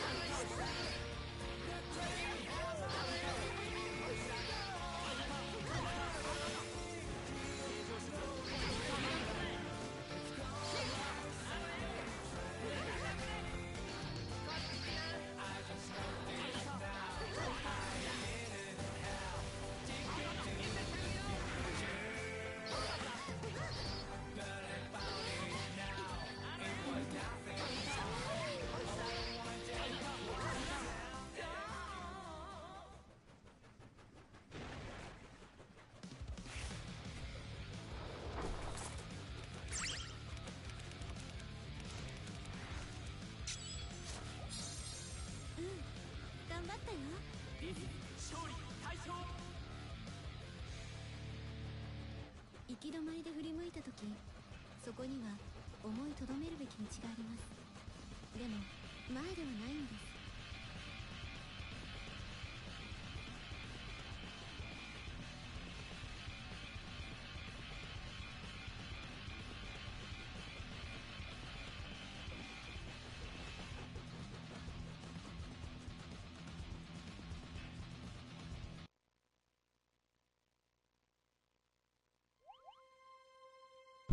Seems it was more of a minor glitch.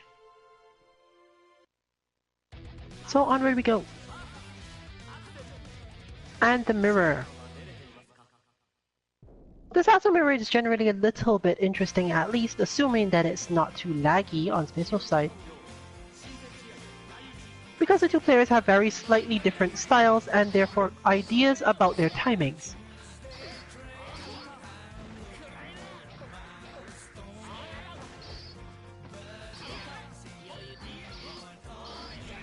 Notacon's style is more likely to result in heavy control of the match, but a bit less damage. Whereas Space Wolf has a more instinctive way of getting damage, but much less control if Notacon decides to go on the offensive.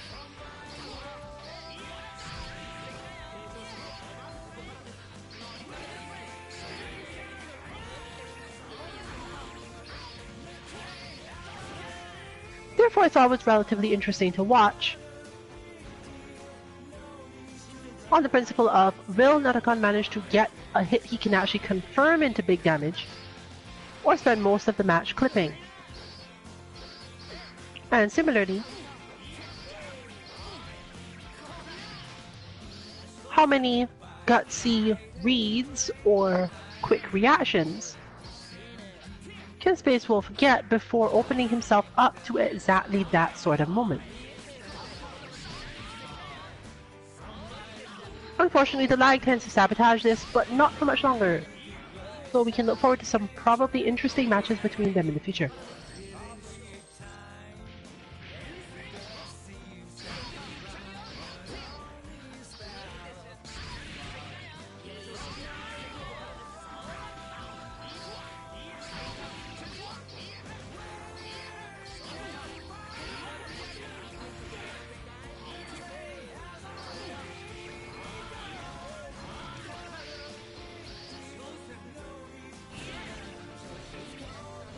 That ability to keep the opponent on their toes, or in this case off their toes.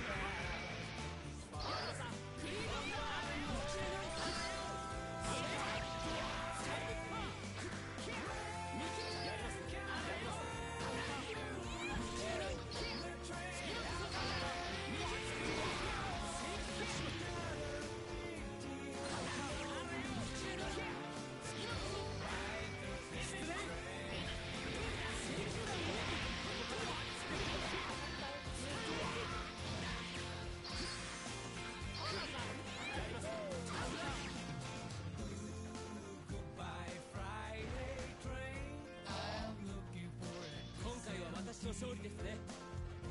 親善試合第2出させよ。どう足首正義弾王者カウンター。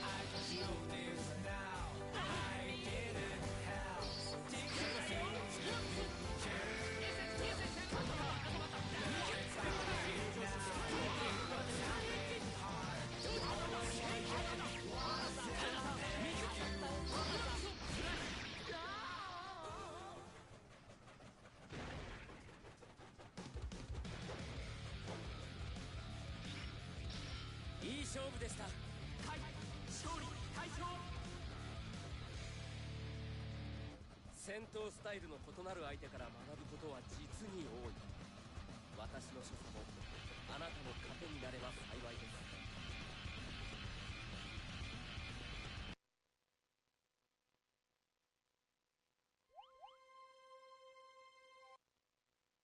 アクセルバーアンサー。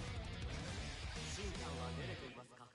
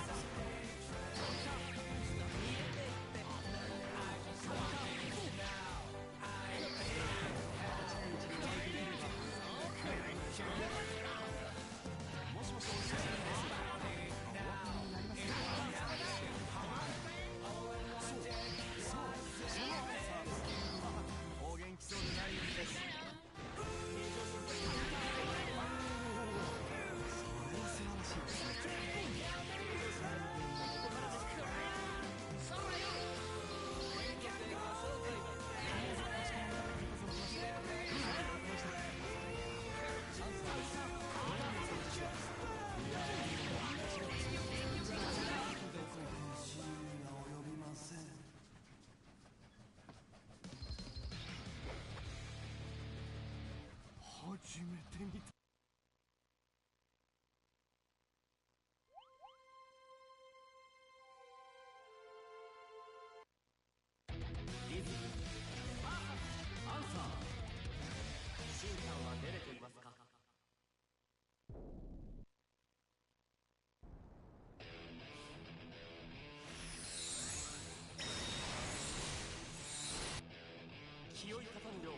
親善試合第一開始。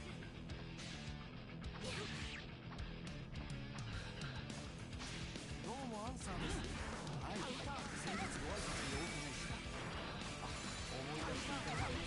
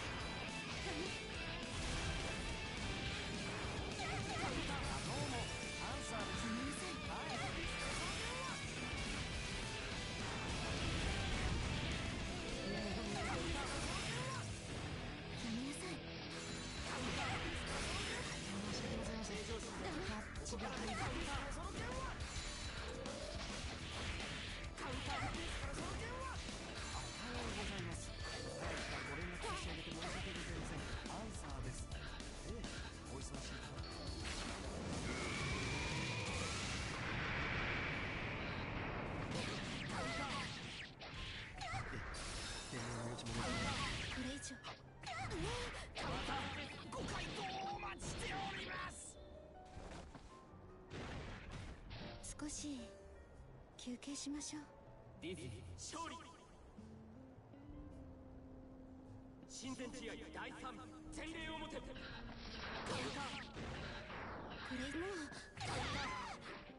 お世話になっておりますアンサーです。はい、今朝はぜひ続きますね。あ、いえ、5分で済む話ですのでぜひ。はい、隕石ですよね。感じてます。カウンター。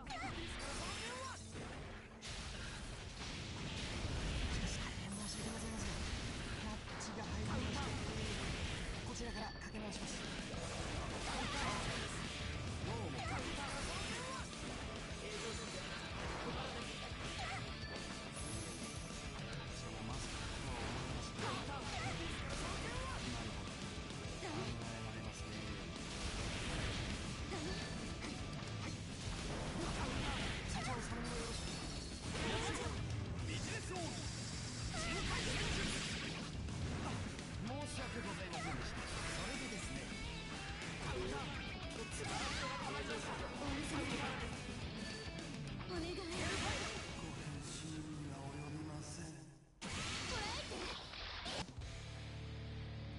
几帳面ですね。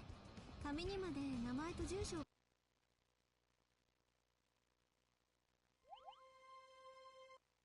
アンサー。しんちゃんは寝れていますか。気を高むよう親善試合第一開始。アンサーです。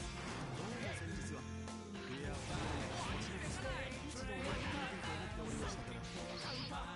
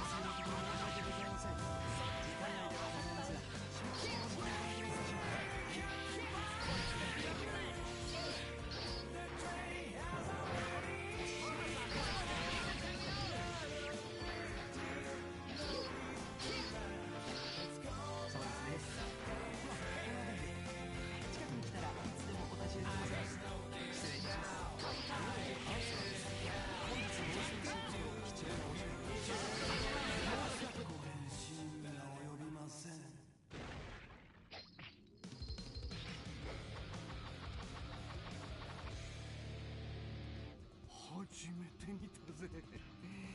これが企業戦士ってやつか。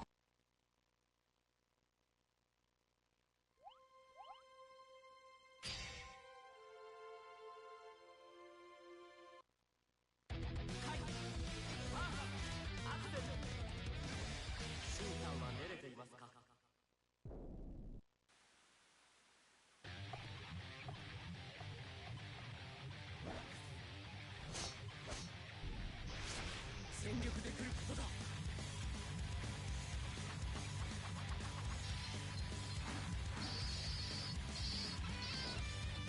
清いパタン量親善試合第一開始。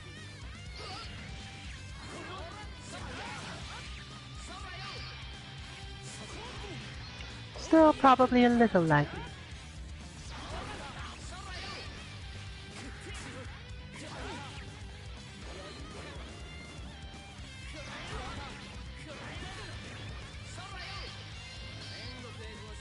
OmniRapid has noted in many games that he needs to work more on his offense, specifically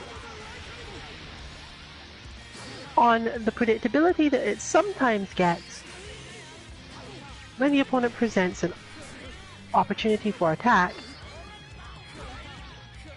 that he's not sure about but should probably take either way. These are among the hardest to deal with, as you don't know if to go in hard and hope that the opponent was not paying attention, or to go in with a trick and hope that they were paying too much.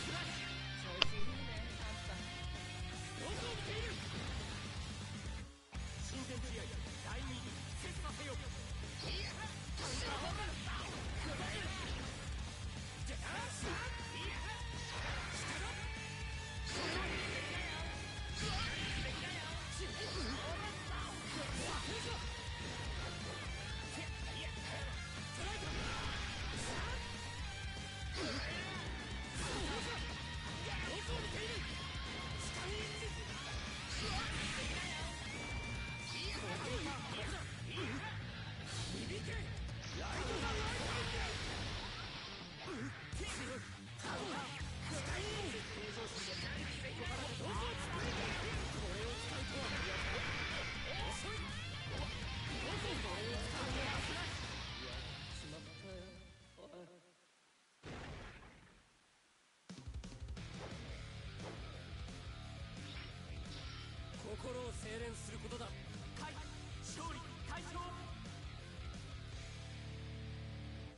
戦闘スタイルの異なる相手から学ぶことは実に多い。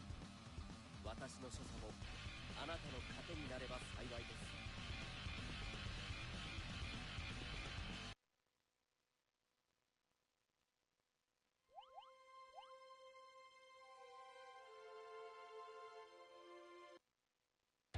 リズム、アクセル。シューターは練れていますか？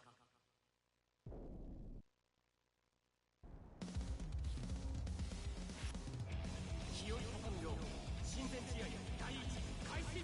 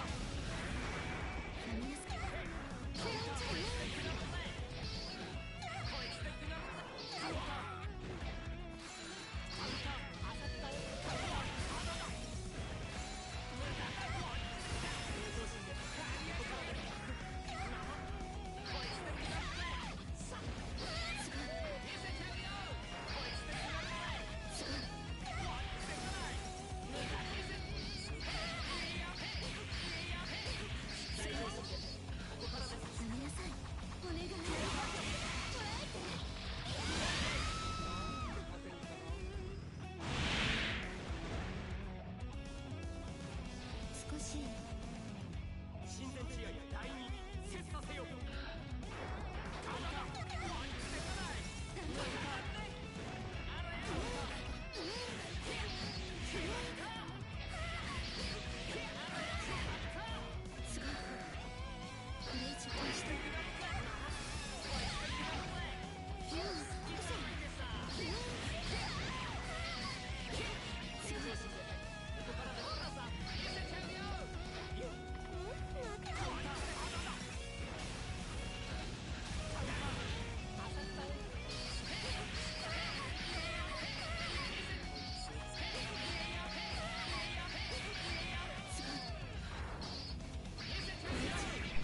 As we mentioned before in the Ramlethal versus Answer match,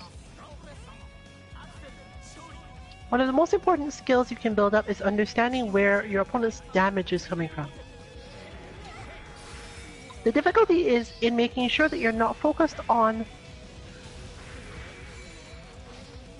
this as when they're hitting you.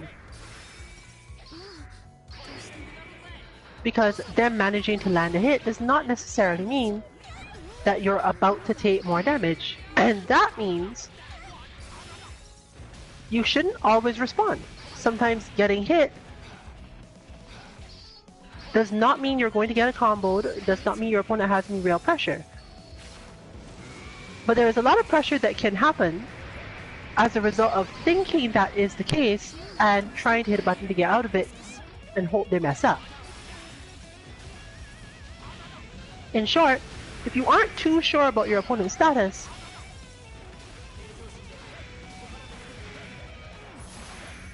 try to think if you've seen them manage to get big damage off of this before. Ooh, the counter. But Dizzy has more meter.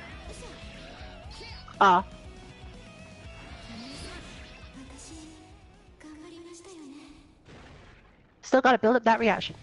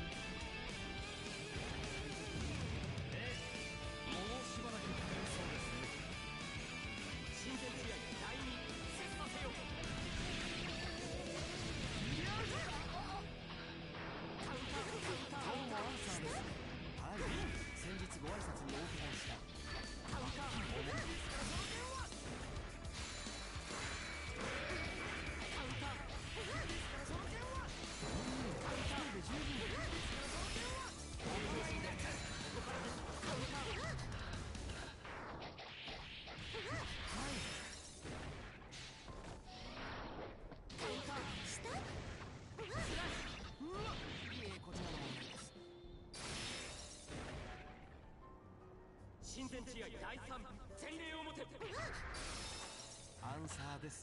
どうもお休みのところ申し訳ございません。時間外ではございますが少々お時間いただけますでしょうか。はい、ごめんなさい。こちらの業界ではこの辺りから実績を伸ばしているところもありますね。はい、ご安心を。そこは我々の得意とするところでございます。あ、はい、ありがとうございました。当日に改めてご挨拶をさせていただきます。いえいえ、どうぞそちらからご覧ください。アンサーです。どうもお休みのところ申し訳ございません。時間外ではございますが少々お時間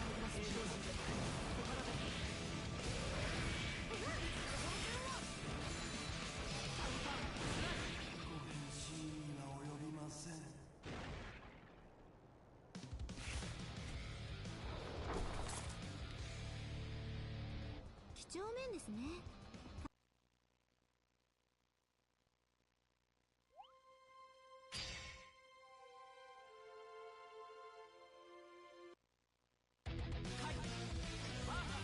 アンサー進化は練れていますか？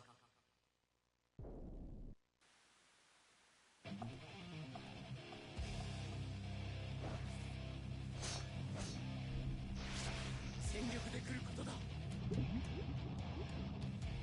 気負い方の量親善試合第一開始。どこを見ている？もしもしお久しぶりです。カウンターお分かりになりませんか？アンサーです。そうそのアンサーです。攻撃基礎でないよりです。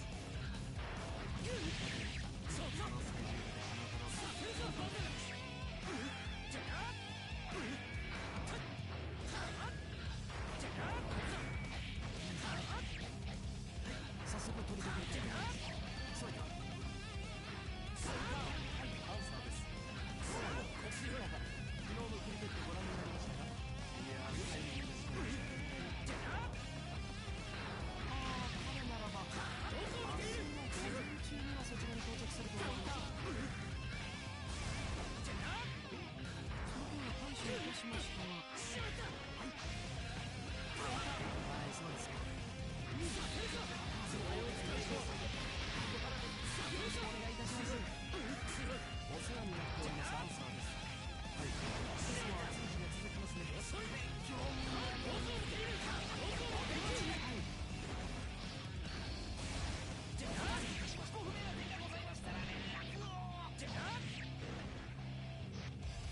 親善試合第2勝者は1人で。カウンター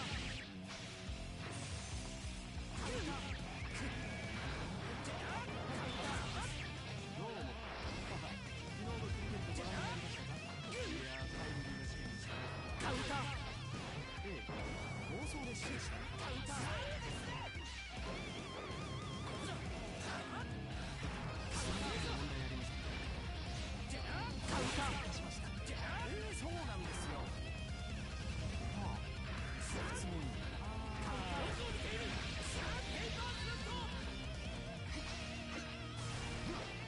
社長、その後もよろしくお伝えください。それではどうもアンサーです。やめてください。飛び込みエリアではすぐにバーストが溜まりました。大丈夫です。どういう点を申し上げれば無敵になると信じてますし、力ずくし響けライド・ザ・ライトニング。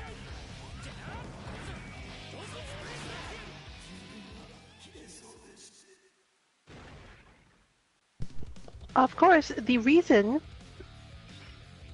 that we pushed for matchup knowledge and so on is because awareness and confidence go hand in hand in most fighting games. If you are not confident in the matchup, you end up in the same situation over and over, and even if you learn to defend it, you don't necessarily feel that good about it.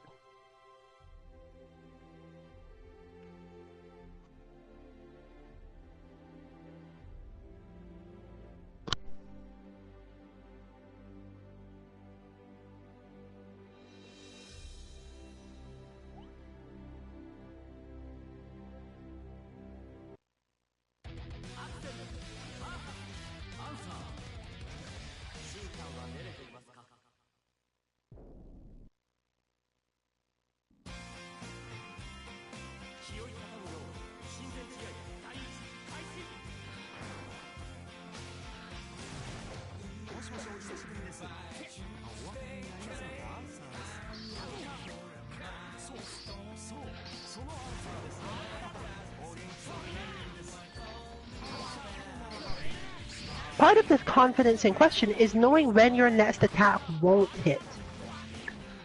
Answer is an important character to know this for. When Answer lands certain strikes, just as with Axel, sometimes putting another one just puts you at risk. Understanding that, no, this doesn't have a follow-up because I messed up this or my opponent's spacing was too good and I need to either go for a mix-up or calm down is a super important part of Answer's gameplay.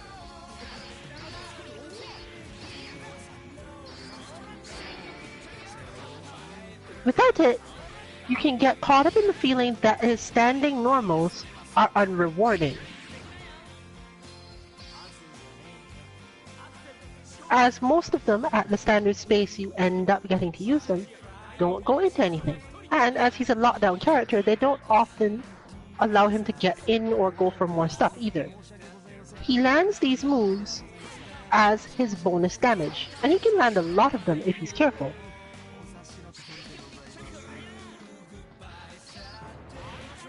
If he wants to go on offense, the easy way to do this is to simply take that opportunity after that hit to immediately put down a perch, making the opponent more likely to want to attack him. Since he can jump into this, he can avoid playing any further footsies at all.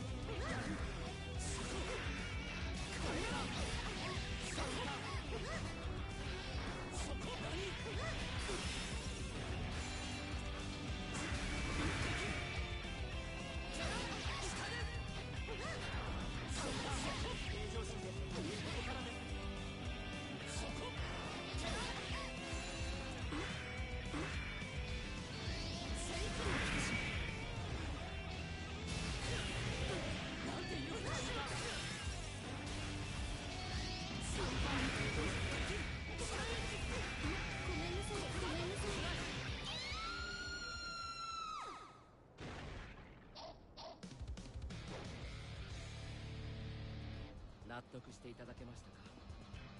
お、あな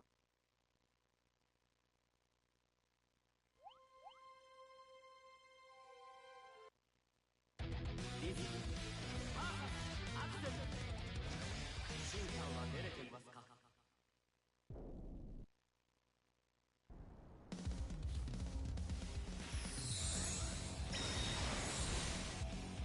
清い産業親善試合第一開始。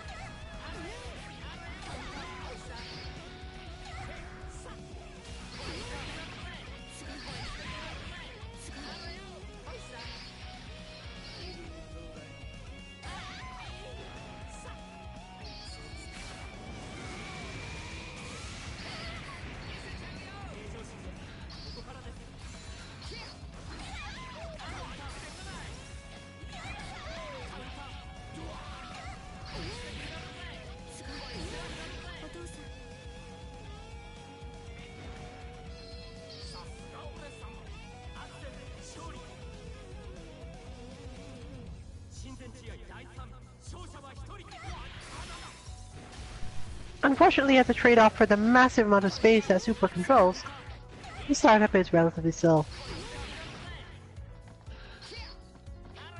Which is part of the reason why it's so often used for basically just that purpose.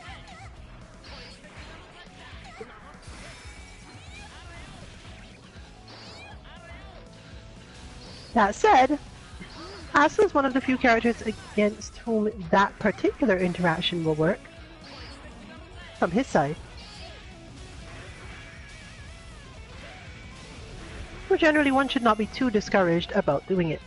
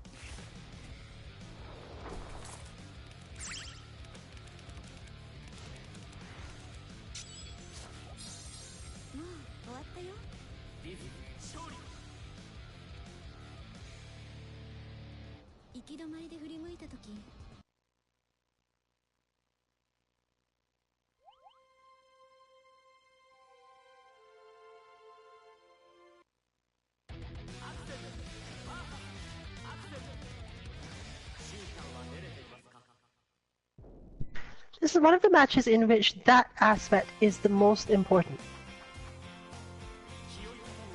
But it's a little easier to do when you actually play the character yourself. When you know, at this range, you can't confirm more damage here.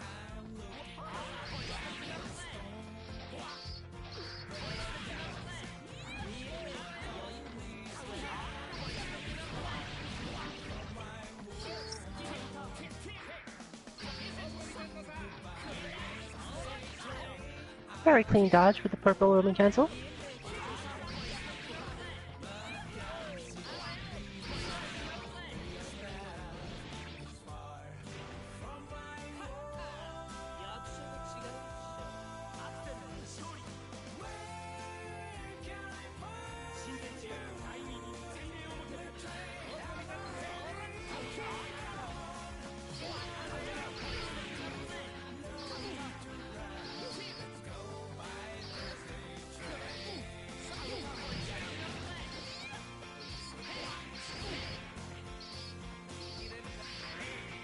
You can also use this to build up your offensive strategies in a lot of situations. By intentionally setting up something that looks just like an unconfirmable strike, and then going for something risky or gutsy afterwards.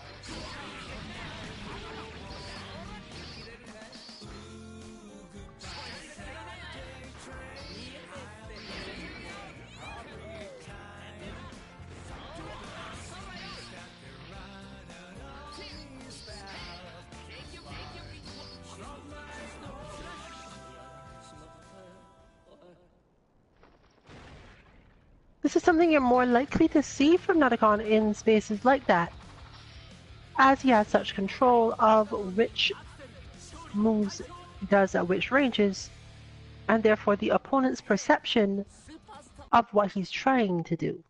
Violating this can lead to big damage.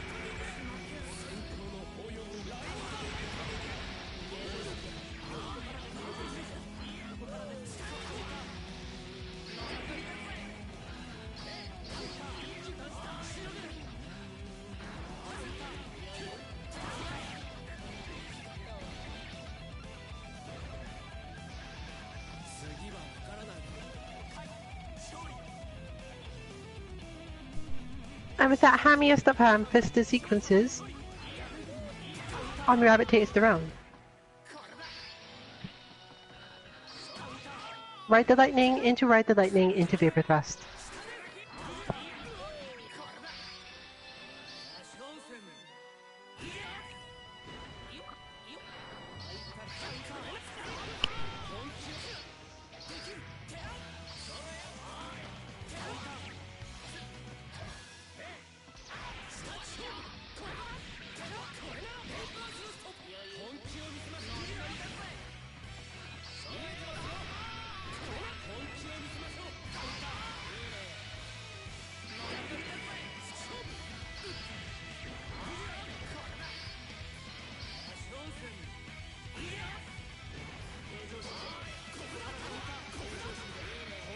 Kai is, however, the one with the least, well, he was the one with the least meter.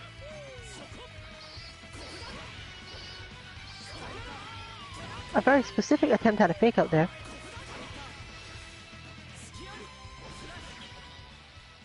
But unfortunately with no payoff.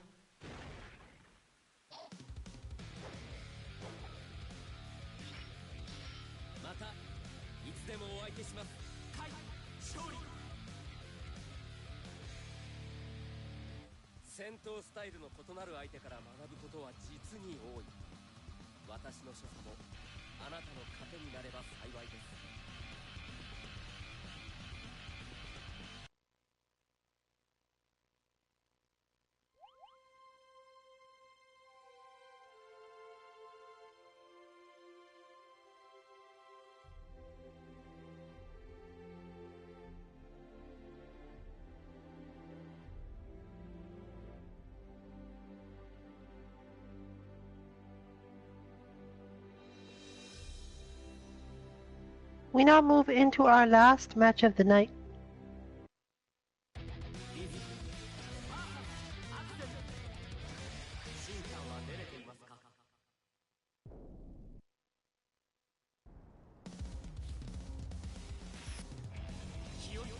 So fittingly, we bring down the curtain on this particular stream with this matchup.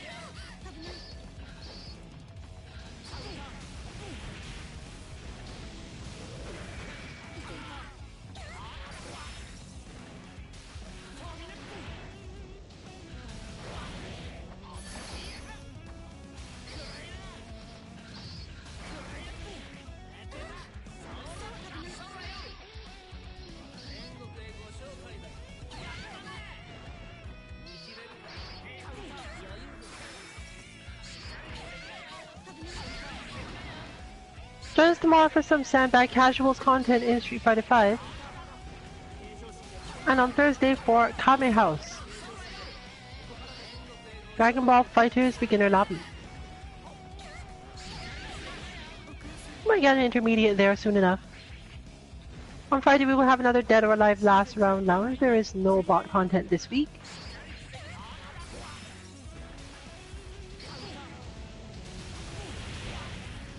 I would say not for lack of trying, but I really wasn't trying.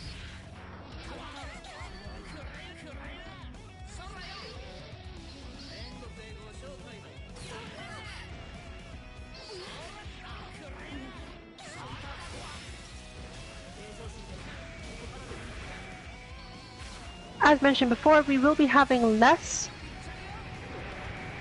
content, possibly stopping at the end of this week, as we move into the season where other people request time. But family is important.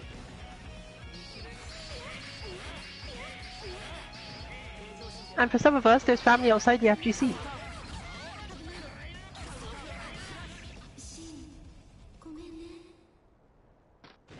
Meaning that I cannot guarantee any content next week at all. But we might get some Street Fighter since that game will still be free and available on that day next Monday. Overall, therefore, this has been Rillian for Team 2MK. Good luck with your training. Good night, everyone.